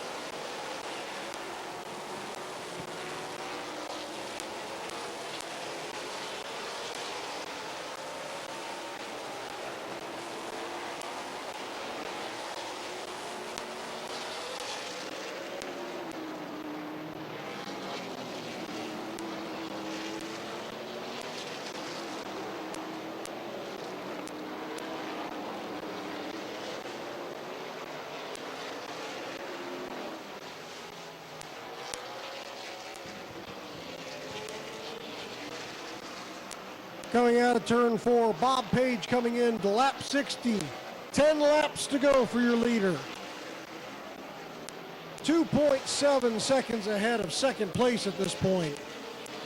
Tim Allensworth is falling back into the clutches of Jimmy Carter. Yeah, definitely Bob Page checking out on this Thursday night. Finally getting some laps on the board. Looks like they're going to get this thing wrapped up on their own. Not going to have to call it on time, which is a great thing. Chloe Mazzagatti is caught up to the 65 of Carter, who has also caught the 21, like you had mentioned. And R.J. White all over the back of the 81 of Brendan Lucius. So Page continuing to pull away. 6 laps to go this time around.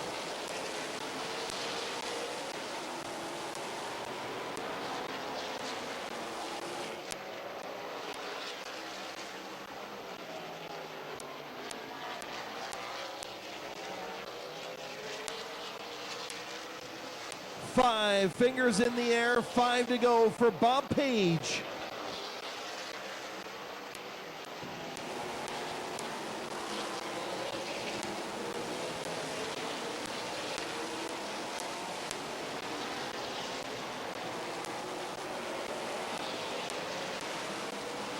Page stretching it out to 3.7 seconds out.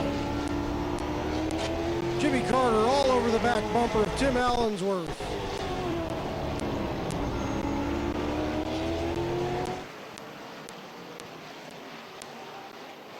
Bryant Smith moves over, lets the 67 go by.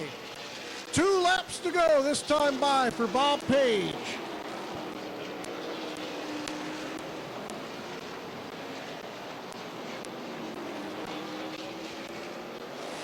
Allensworth and Carter side by side as the white flag comes out for Bob Page.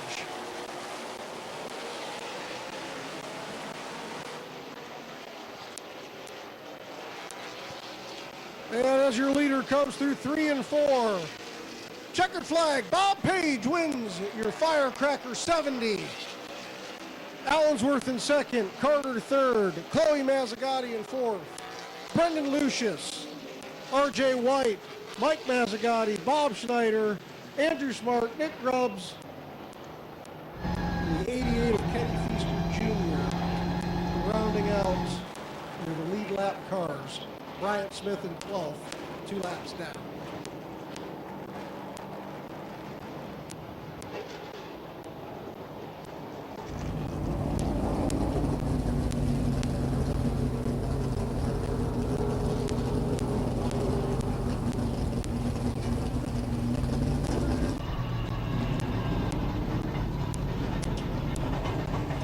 New Firecracker 70 winner in the late model division. First time picking up that Firecracker here at Midvale Speedway, the 67 of Bob Page. Championships in the late model division, in the modified division, and in the street stock division. And now he'll write his name in the history books at Midvale Speedway as Firecracker winner, brought to you by Scheffler. In the Patriot Equipment and Repair, Hair and Heating and Cooling, PMF Properties, Bullseye Pheasant, sponsored number 67. Getting the belts undone. Getting ready to climb out. Firecracker 70 winner on Labor Day, Labor Day. Independence Day weekend. I got Labor Day on the mind for some reason. Getting the belts undone and final check. Seems like he just did this about a half hour ago. I get to do it again. This time in Midvale Speedway Victory Lane, your Firecracker 70 late model feature winner, Bob Page. Oh, he's even going to do the door stand. You don't get too excited very often. You get a little fired up tonight. I wanted this for a little while. Well, I know. And listen, this is one of those crown jewel events when it comes to our area. Everybody wants the Ohio Invitational, win the Firecracker. Now you finally got one, man. What do you think? I'm a little wore out, but I wanted this one bad. Thank all these fans. Look at this place. Look at all these people. There's one of my sponsors. He said, you got to put it in Victory Lane. He wants these girls down here with him. Well, and talk to me about this real quick, too. You know, you had a good battle with Jimmy Carter there for a while. This car was better than that 65, and you showed that throughout the run.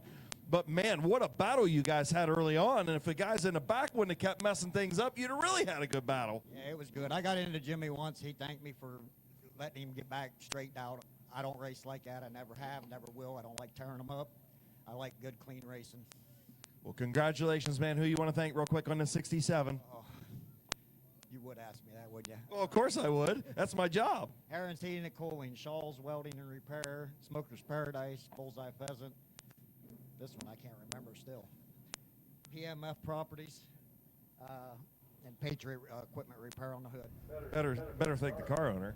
Yeah, Johnny, it's his birthday tomorrow. I know it's his birthday tomorrow. Good birthday present for him. Yes, it was. Hey, Thank but all these guys that help every week. And I got to thank Terry Seneker. I keep forgetting Maximum Oil is one of my sponsors, too. Terry Seneker builds a bad hot rod. and I also heard that beers are half off at JT's Caddis Bike now. By the time we get out of here tonight, we probably ain't going to be allowed, but we're going to have races on tomorrow night. Dirt races. There you go. Come down to JT's Caddis Bike, right? Yep. Your winner, Bob Page.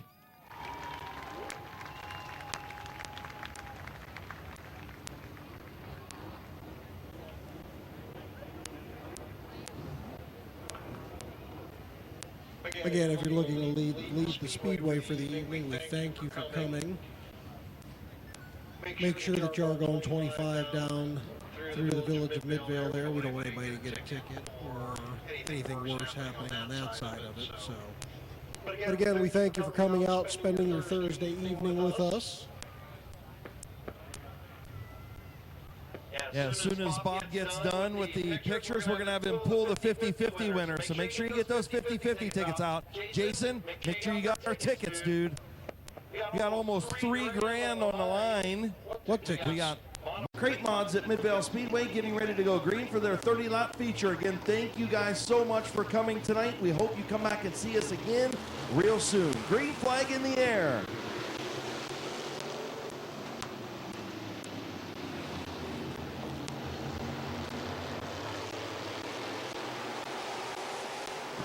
Phil Cox wisely backing out of a 3-wide situation there on the first lap.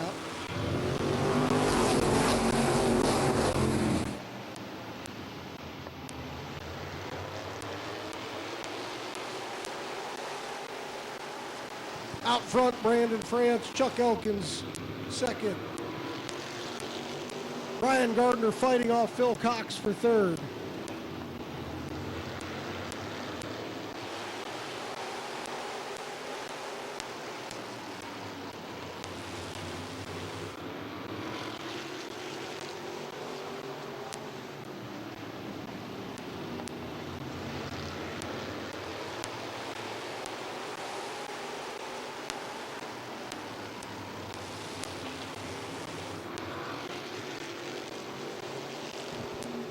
Boy, Ryan Gardner got sideways on the outside of the mean beam there coming off turn 4 and did a nice job to save it. He's got Keith Thomas looking to the inside. KT going to take over that 5th position.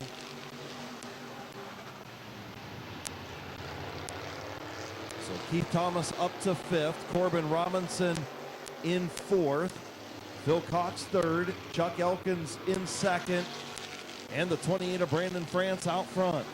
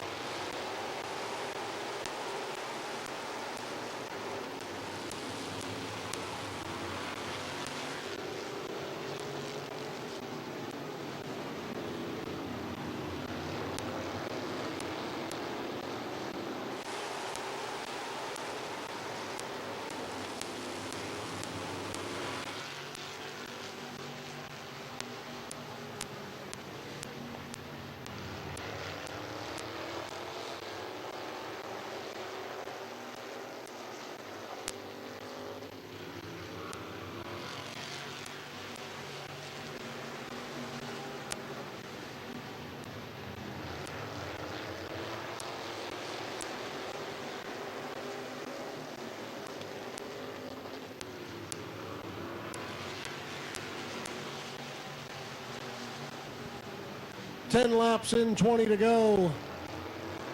The Mean Bean to the inside of Phil Cox for third.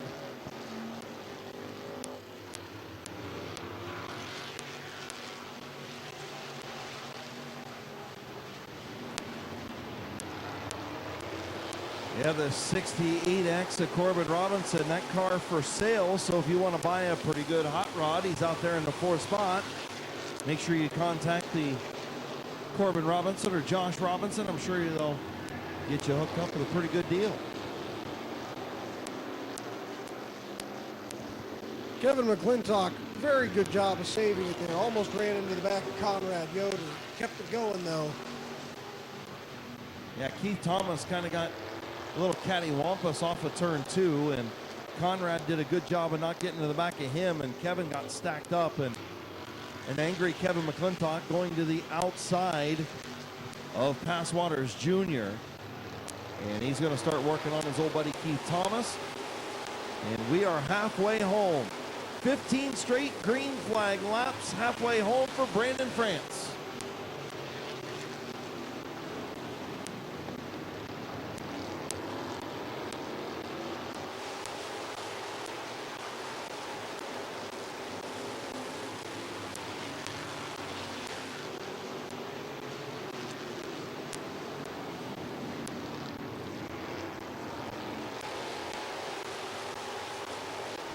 Kevin McClintock threading the needle to get past Keith Thomas. Yeah, the thing is, he's going to need a caution now. Phil Cox looking to the inside of Chuck Elkins for the runner-up spot. That could be where that caution comes from, is that battle tightening up between 3 or 4 of those guys now. Is Corbin Robinson moving up on the back of the 09 and the 34 of Conrad Yoder. Things tightening up a little bit for second place. Brandon France doing a whale of a job out front. He's just kind of checked out and maintained the deal. And there's Chuck Elkins and Phil Cox. I told you a caution was brewing. Yeah, Phil Cox had his tires right on the rumble strips. He kept it out of the grass and kept it out of Elkins there. So another good backing off on his part.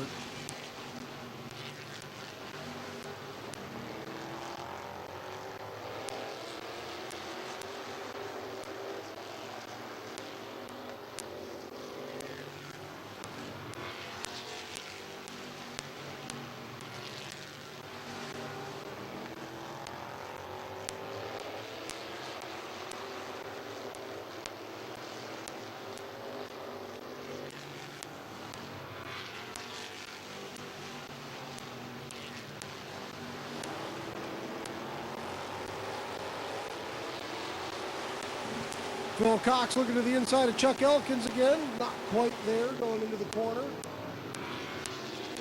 7 laps to go for Brandon France, out there by 2.6 seconds. Yeah, and so far, nothing but green flag racing on the speedway. And Phil Cox definitely got the faster machine than the 6 of Elkins right now, as McClintock has caught that foursome, and he's going to go to the outside and start to pick off some machines as he gets to the outside of Conrad Yoder, now to the outside of Corbin Robinson. Kevin McClintock, a caution changes everything in this event. Brandon France needs 4 more laps of green flag racing.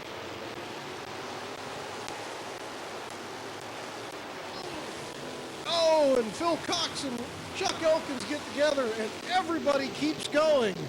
The big loser in that one, though, was Kevin McClintock, who had just moved up into 4th place.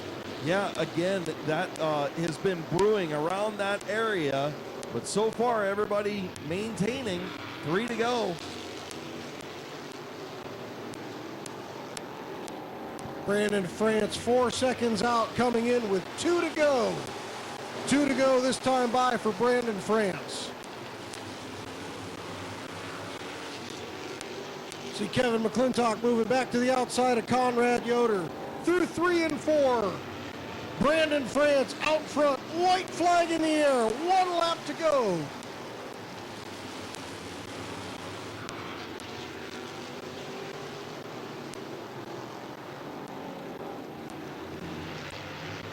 Checkered flag in the air.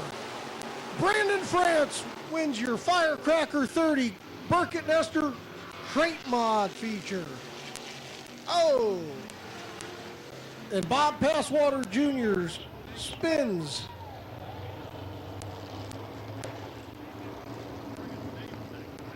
"30 laps flag to flag" for your Burkett Nestor race car crate modifieds here tonight. Yeah, I think our crate mods. How about giving these guys a big round of applause? They just showed how you run a 30-lap race and not make it a marathon, right? 7.5 minutes of green flag racing, Chris.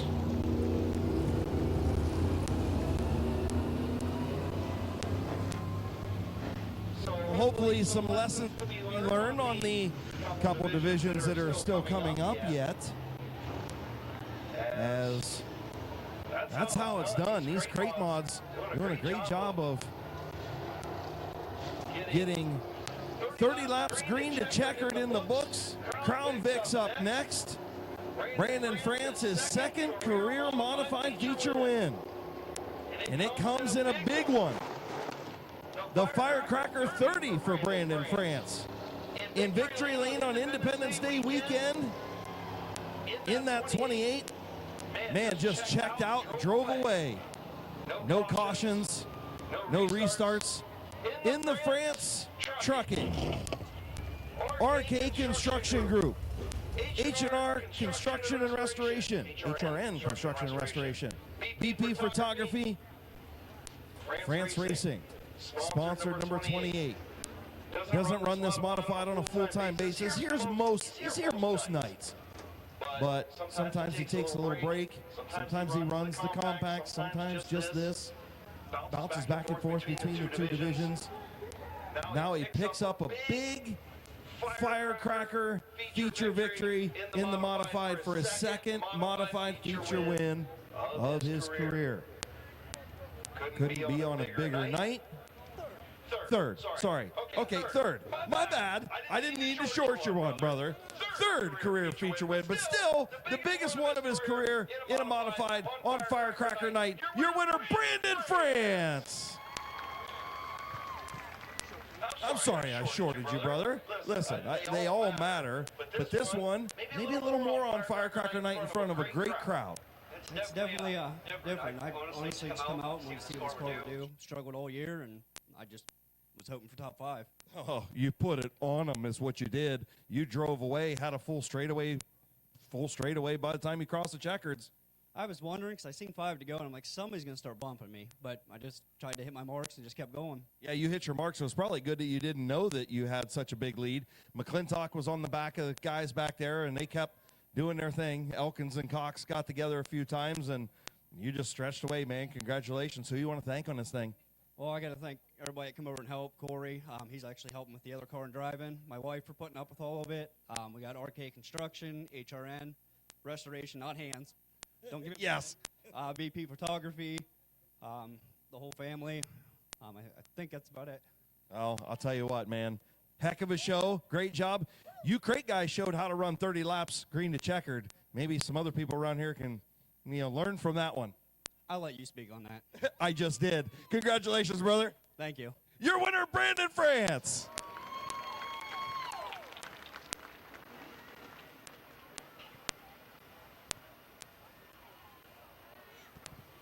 Chris, he had a 4.8 second lead at the end of the race.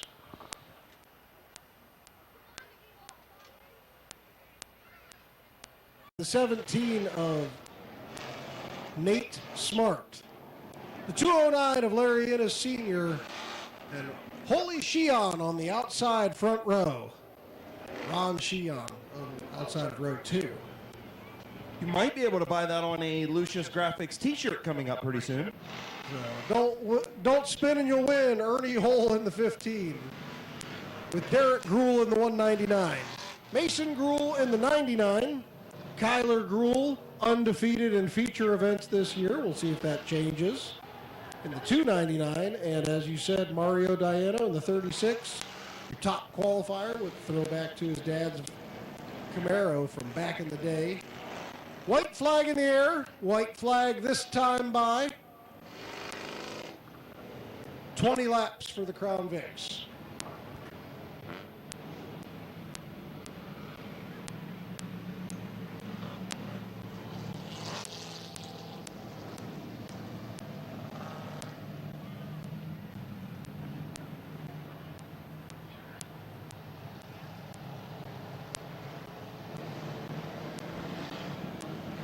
down the back stretch. Coming to the green flag, Rick Brink, Nathan Smart. Coming through turn 4, and the green flag is out. We're underway.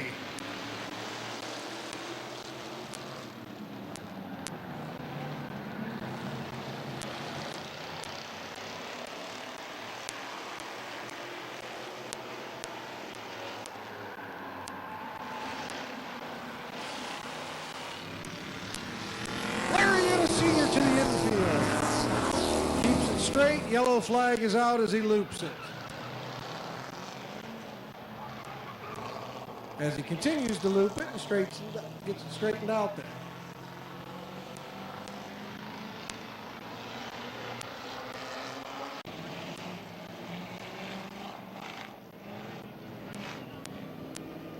Green flag coming this time by. Green flag is out, we're underway. Rick Brink, Andrew Smart, your front row. Ron Sheehan looking to make it 3 wide going into 1. Something wrong with the 209 of Ennis is he's going to try and keep moving here.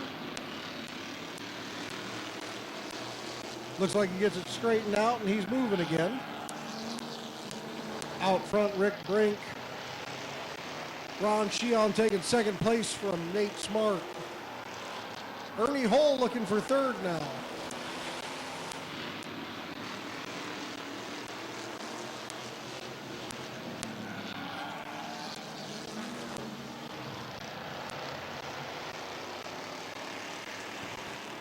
Three wide down the backstretch. Derek Gruhl backs out. Up front, it's still Rick Brink, Ron Sheehan. Oh, and the 36 goes around.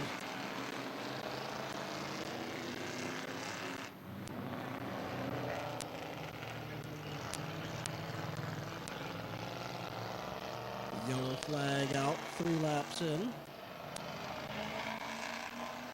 Yeah, he drove out of it.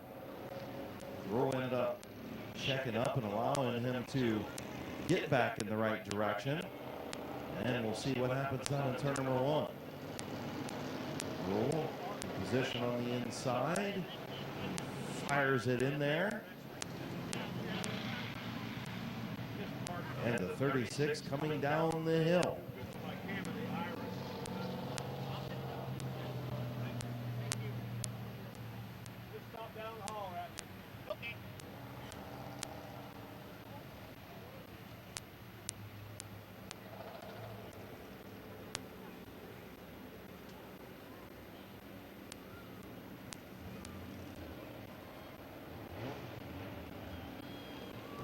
Our track safety crew attending to the 36 of Mario Diana.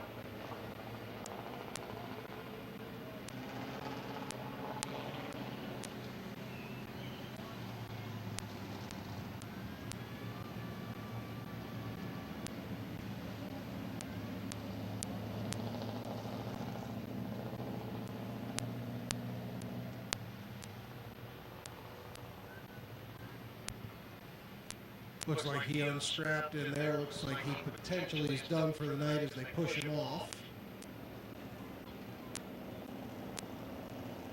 Issue straightened out.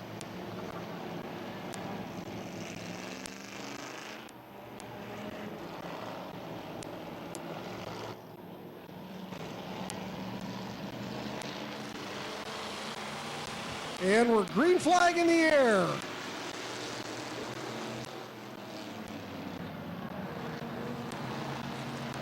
It looks like Larry's still having some issues there on the start as he gets to the outside. Rick Brink out front.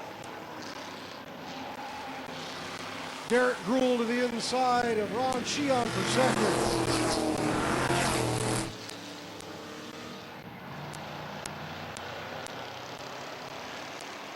Oh, Rick Brink gets loose, and that allows Derek Gruhl to move to his outside. Side by side through 3 and 4. Still side by side down the straightaway. Derek's going to sail it in there and see if he can get it set up for a drive off. How about the Big Earn right there in the third spot? He didn't start on the pole, but Big Earn right there in the third spot. He's not in the hole right now. I think he got some extra motivation because we got a Queen of Hearts winner tonight.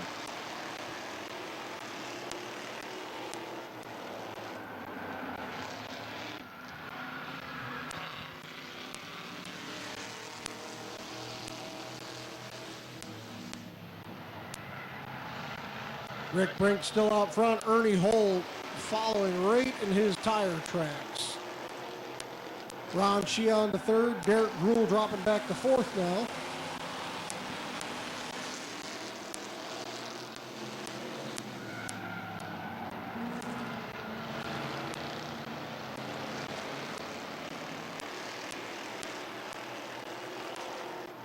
Ernie Hull looking to the inside of Rick Brink.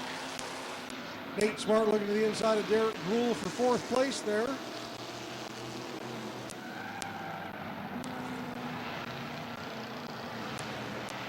Oh, and they get together on the front stretch. And they're both in the infield. Back stretch, I'm sorry. You were excited. It's okay. Wow, the two leaders together on the back straightaway, the Big Earn and Rick Brink. He's got his eyes on in the front of that thing. See that? He's watching you.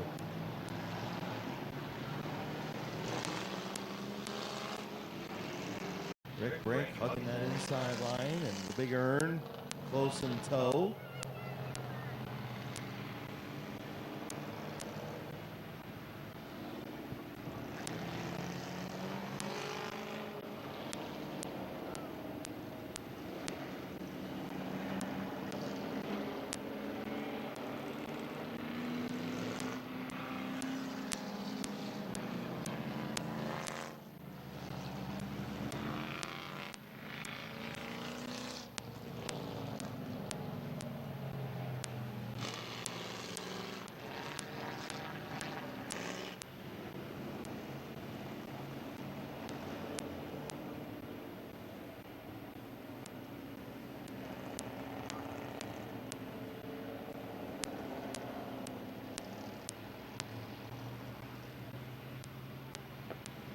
Shouldn't keep that right front from getting too heated up. Yep.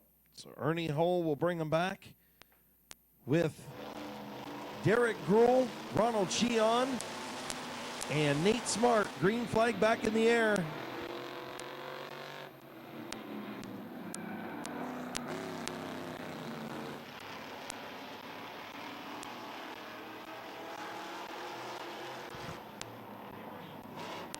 Halfway flags out this time. 10 in, 10 to go for Ernie Hull.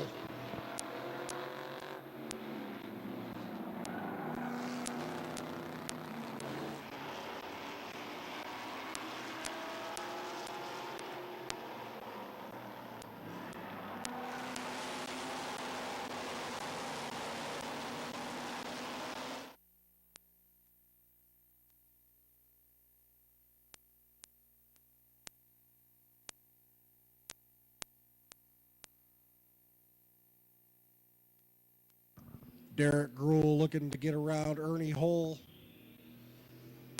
12 laps in, 8 to go.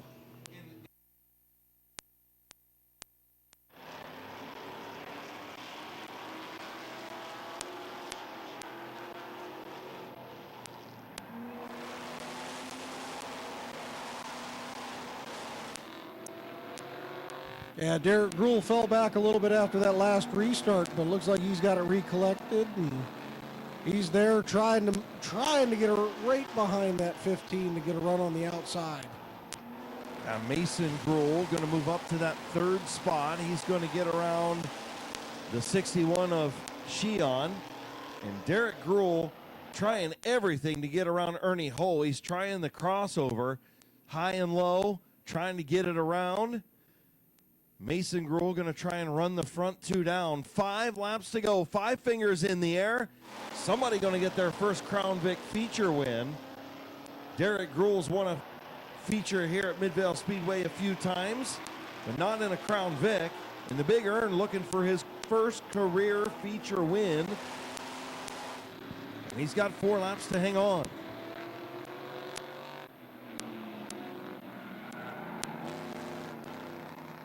Last call for concession stands. Last call for concession stands. If you want food, you better go get it. They're getting ready to close them up.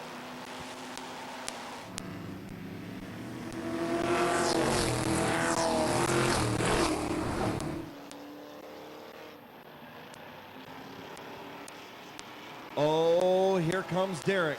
All over the back of that 15 Ernie Hull. Can the Big Earn hang on? Derek Gruhl trying to get to the inside. He's got a fender there. Big Earn's going to try and close the door. He goes up the racetrack and actually pulls away a little bit. Oh, man, here they come. White flag in the air for Ernie Hull. 1 lap to go. Trying to win his first career feature. Derek Gruhl trying to win in a Crown Vic. They go into turn 1. Contact into Big Earn. Mason Gruhl, Kyler Gruhl, all the Gruhls collected with the Big Earn in turn 1. Caution on the speedway. Oh, man. What a final couple laps. Derek Gruhl and Ernie Hull just battling up front.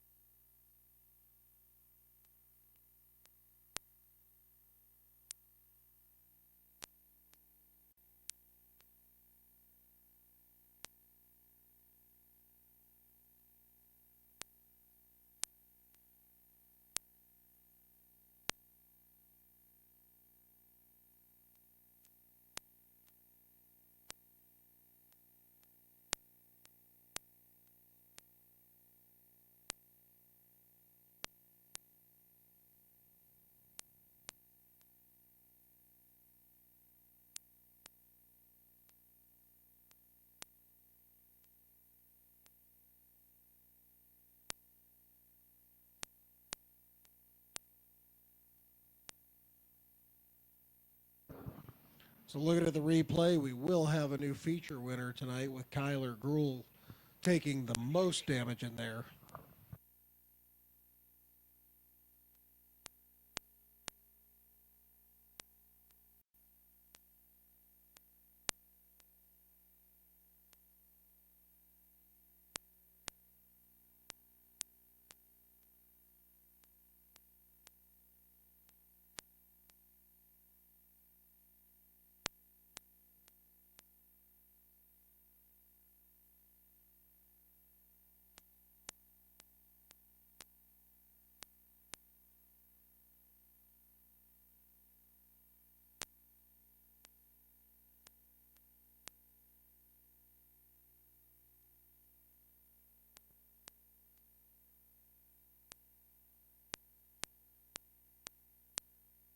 Up this time by.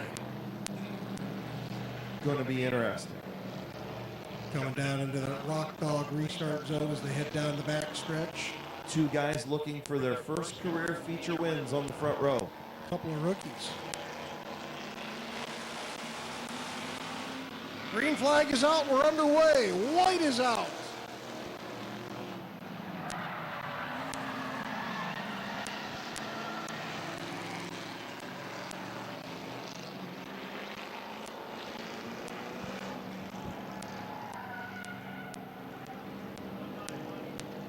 So line them all back up.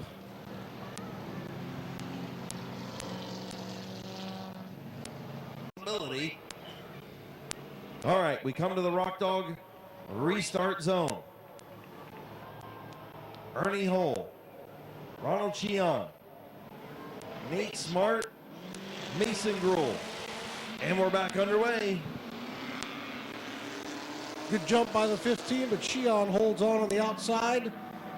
This time by, checkered flags in the air. Ernie Hull has the advantage down the back stretch. Cheon trying to square up. Oh, and he stuffs it in there pretty hard. Oh, is he going to push too high? He does. Ernie Hull is your winner. Cheon, Smart, Mason Gruel, Larry Innes round out your top 5.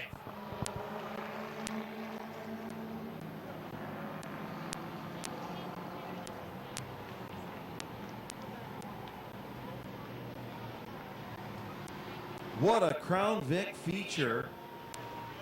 Finishing that one up, and Ernie Hull going to win his first career feature victory.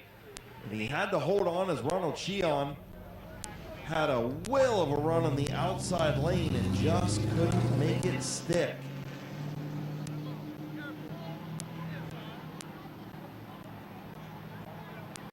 Jason Shaw. He's getting himself unstrapped in here. Looks like his hands are shaking a little bit, having a little bit of a hard time getting his helmet unstrapped. Boy, Chris, he finished that race with some very positive camber on the left front here. So, unstrapping himself, climbing out. Put your hands together for Ernie Hull! I think we've established that if you don't spin, you'll win, and it almost happened there. Oh, buddy. Oh, yeah. This thing's being held together. It wants to yank right really hard right now. Oh, yeah, you got quite your toes off, your camber's off, so. Man, anybody you want to thank on this 15 ride tonight? Yes, I do. American Standard Heating and Cooling Products, Air Force One, and Holder Bomb Sewer Drain. My wife, Nate Smart, has been a huge helping me. It's the first year doing, being a driver. Randy, Kim, all been helping. Ed, my wife. It's been a lot of fun. Thank you. So, put your hands together for Ernie Hull.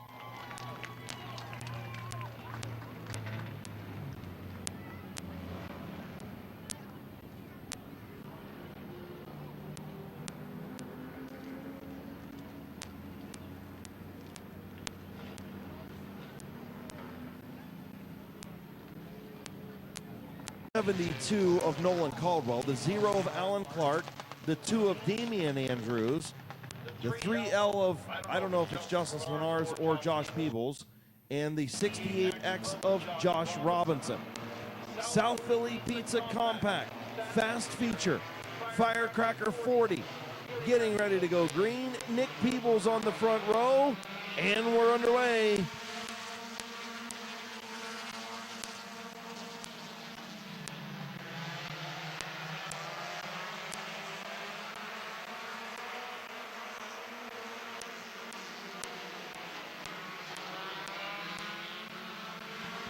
Timmy Kalpel lead lap 1. Nick Peebles settling in behind him for second.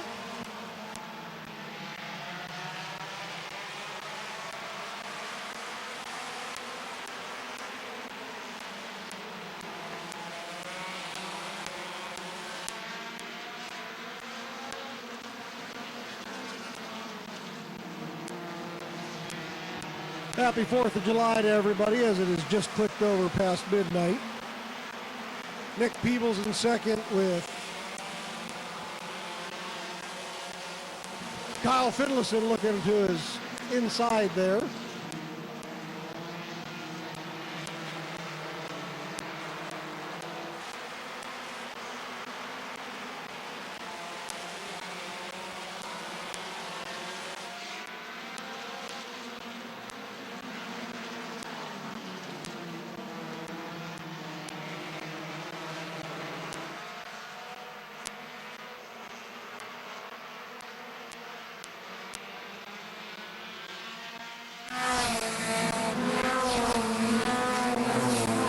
Tight battle from 8th on back. A lot of fast cars right there. As Corey Heron moves around to the inside of Peebles for second. Kyle Finlayson looking to his inside as well, but gets the door shut on him.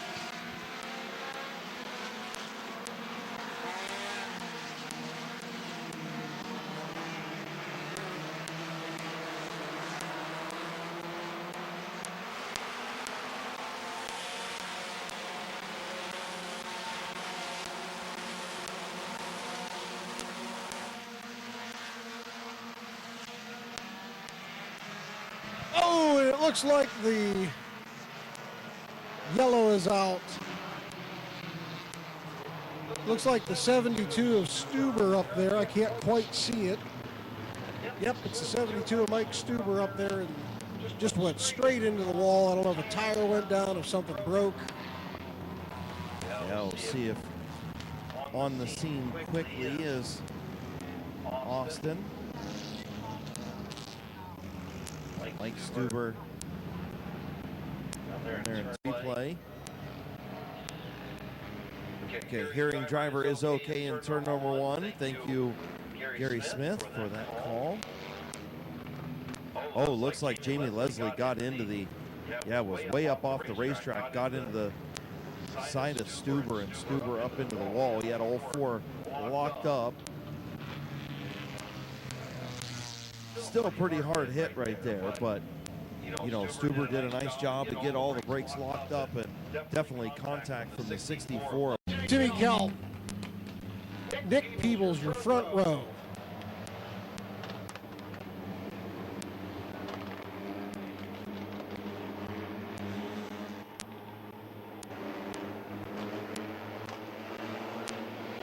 So in the Rock Dog restart zone, green flag back in the air, Timmy Kelp.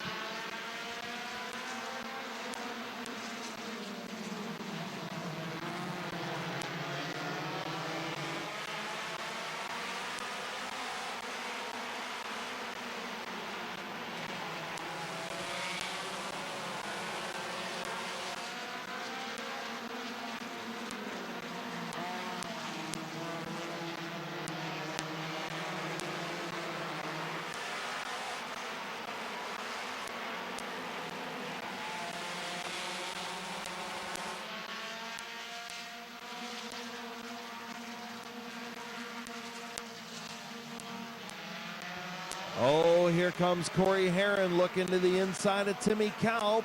Kelp going to close the door. Heron going to have another shot. 10 laps on the board, 30 to go.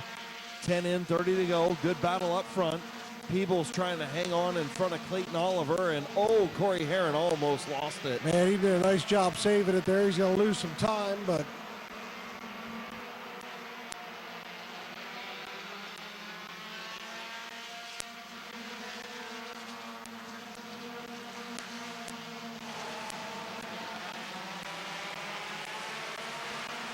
Good battle between Billy Hilliker and the 15 of Kyle Finlayson.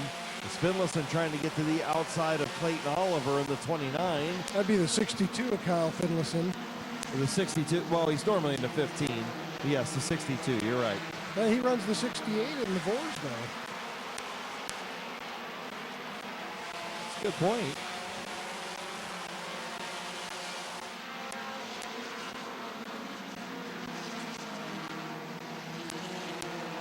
Clayton Oliver to the outside of Nick Peebles for third place. Nick Peebles doing a great job hanging on there on the inside.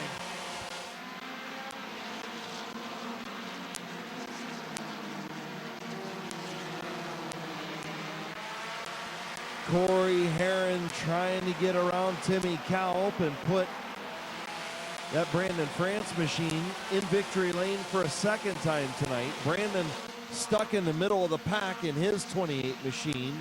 He's running 8th. 15 laps in, 25 to go. Looks like Scott Witten pulling out. Oh, and he gets it straightened around. Woo, everybody gets woed up.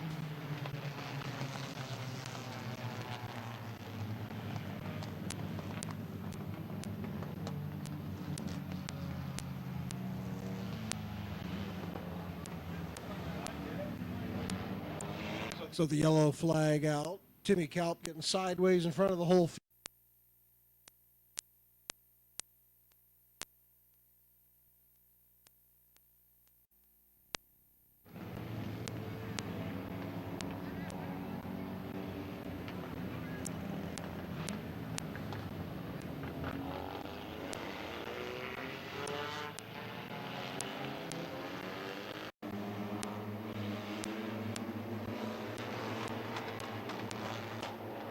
So getting ready to go back, green flag racing. Timmy Kelp and Clayton Oliver.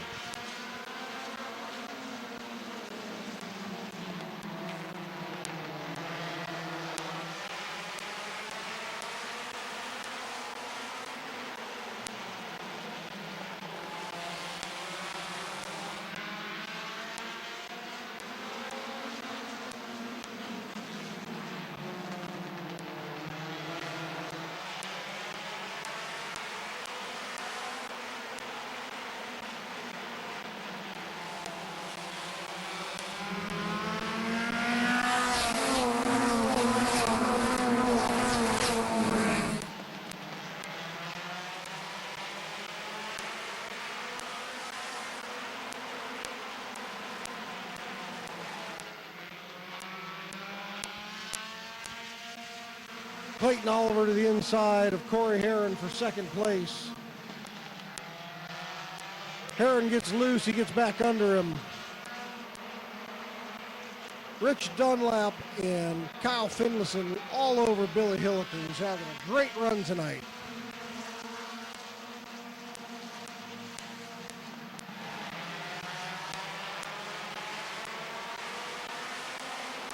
Halfway home, cross flags, 20 in, 20 to go in the compact Firecracker 40.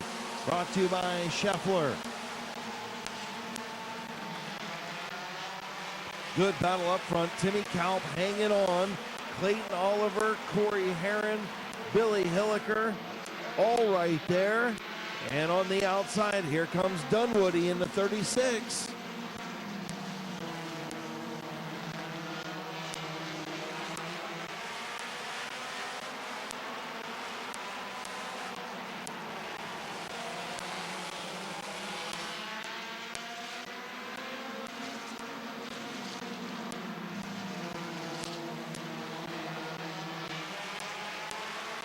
Oh, Clayton Oliver taking a look at Timmy Kalp, thought better of it. Things have tightened up front. It's still a long way to go. Rich Dunlap in that fourth spot. Here comes Oliver. Clayton Oliver to the inside of Timmy Kalp. He's going to take over the race lead. Clayton Oliver in the 29 to the front.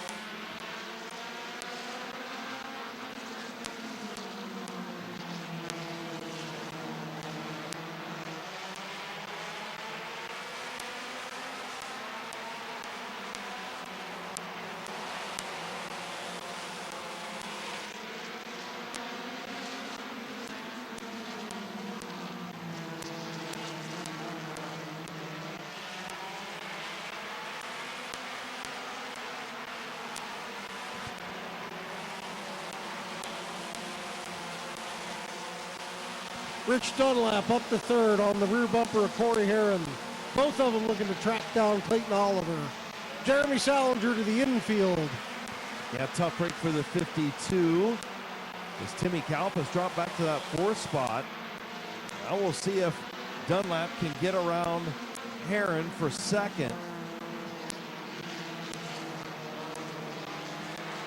I was also supposed to mention that 68 of Corbin or Josh Robinson. That car for sale.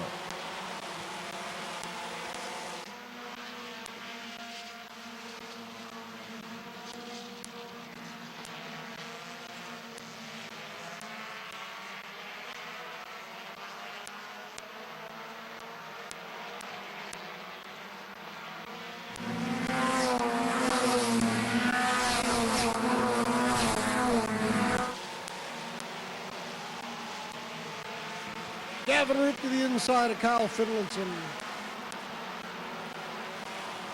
Makes the pass stick. So Rich Dunlap starting to run out of time if he's going to have anything for Clayton Oliver. He needs to get around Corey Heron, and he needs to make it happen pretty quick. Getting a lot of hot breaks on that 29 of Oliver as Dunlap to the inside of Heron.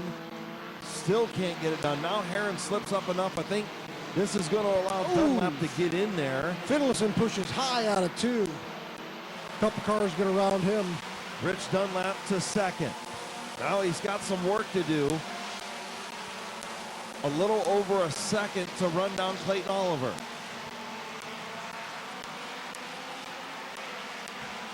And 7 laps this time by to do it.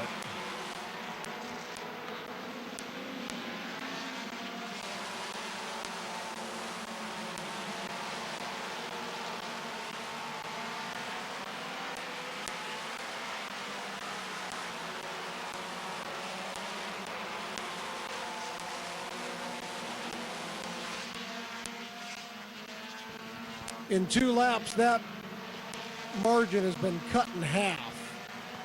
Yeah, and don't look now, but the doctor's up to the third spot. He just got around Heron, but he's going to run out of time. 5 laps to go in Rich Dunlap, looking to the outside of Oliver. Dunlap all over the back of the 29 of Clayton Oliver. Dunwoody looking to the outside. Blocking was the 29 of Oliver.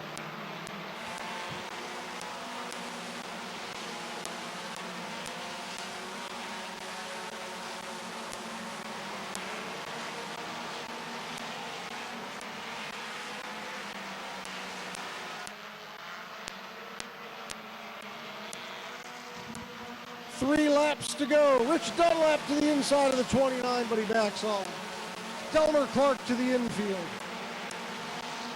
And he's got him on the inside. Rich Dunlap around Clayton Oliver. 2 laps to go. Gavin Roop looking to reel in Clayton Oliver for second position. White flag in the air.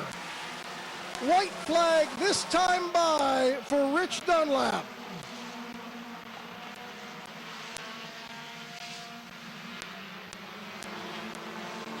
Down the backstretch, Gavin Roop looking for second place. He's not going to get it. He's pushing to the outside. And coming out of turn 4, Rich Dunlap will be your Firecracker 40 compact winner.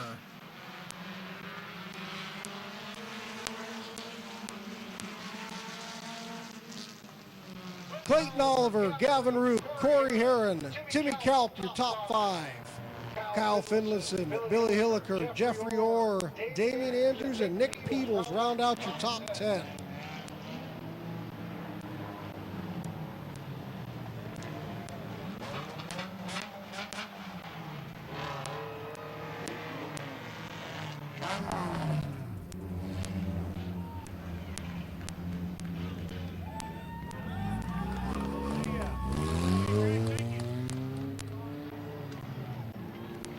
Again, thank you for coming out this evening, and make sure you're driving safe as you are leaving the Speedway 25 through Midvale, and we hope to see you here a week from Saturday. Still got a 15-lap second compact feature to wrap things up. So a 15-lap second compact feature. Been a little while since Dunwoody's been in victory lane at Midvale Speedway. Well, he can scratch that one off. He wins in the Firecracker, pulling in the Midvale Speedway victory lane in the car time. Metco Tools, Quaker Drive-Thru. Careless Vinyls, sponsor number 36.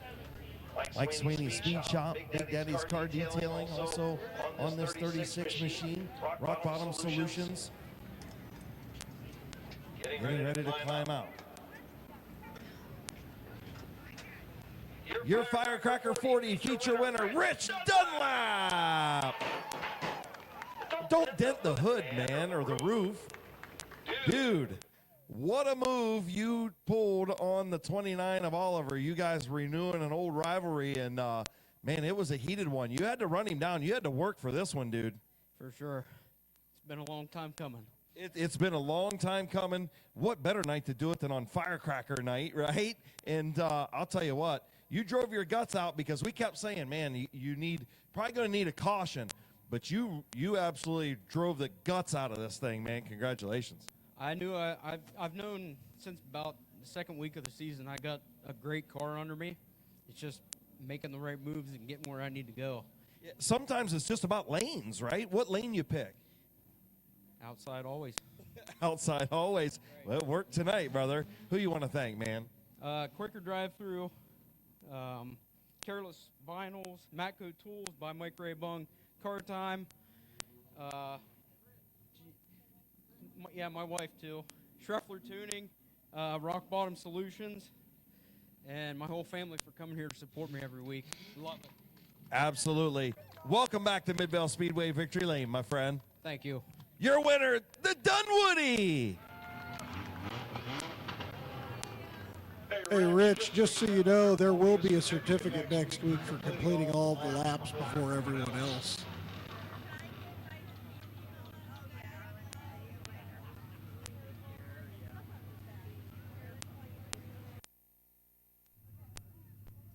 Simmons,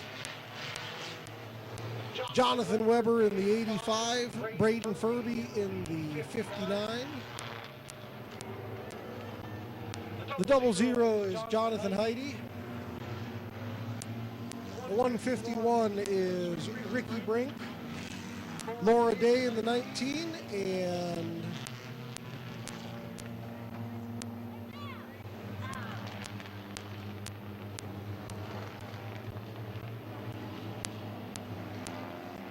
Dakota Trimmer in the 26.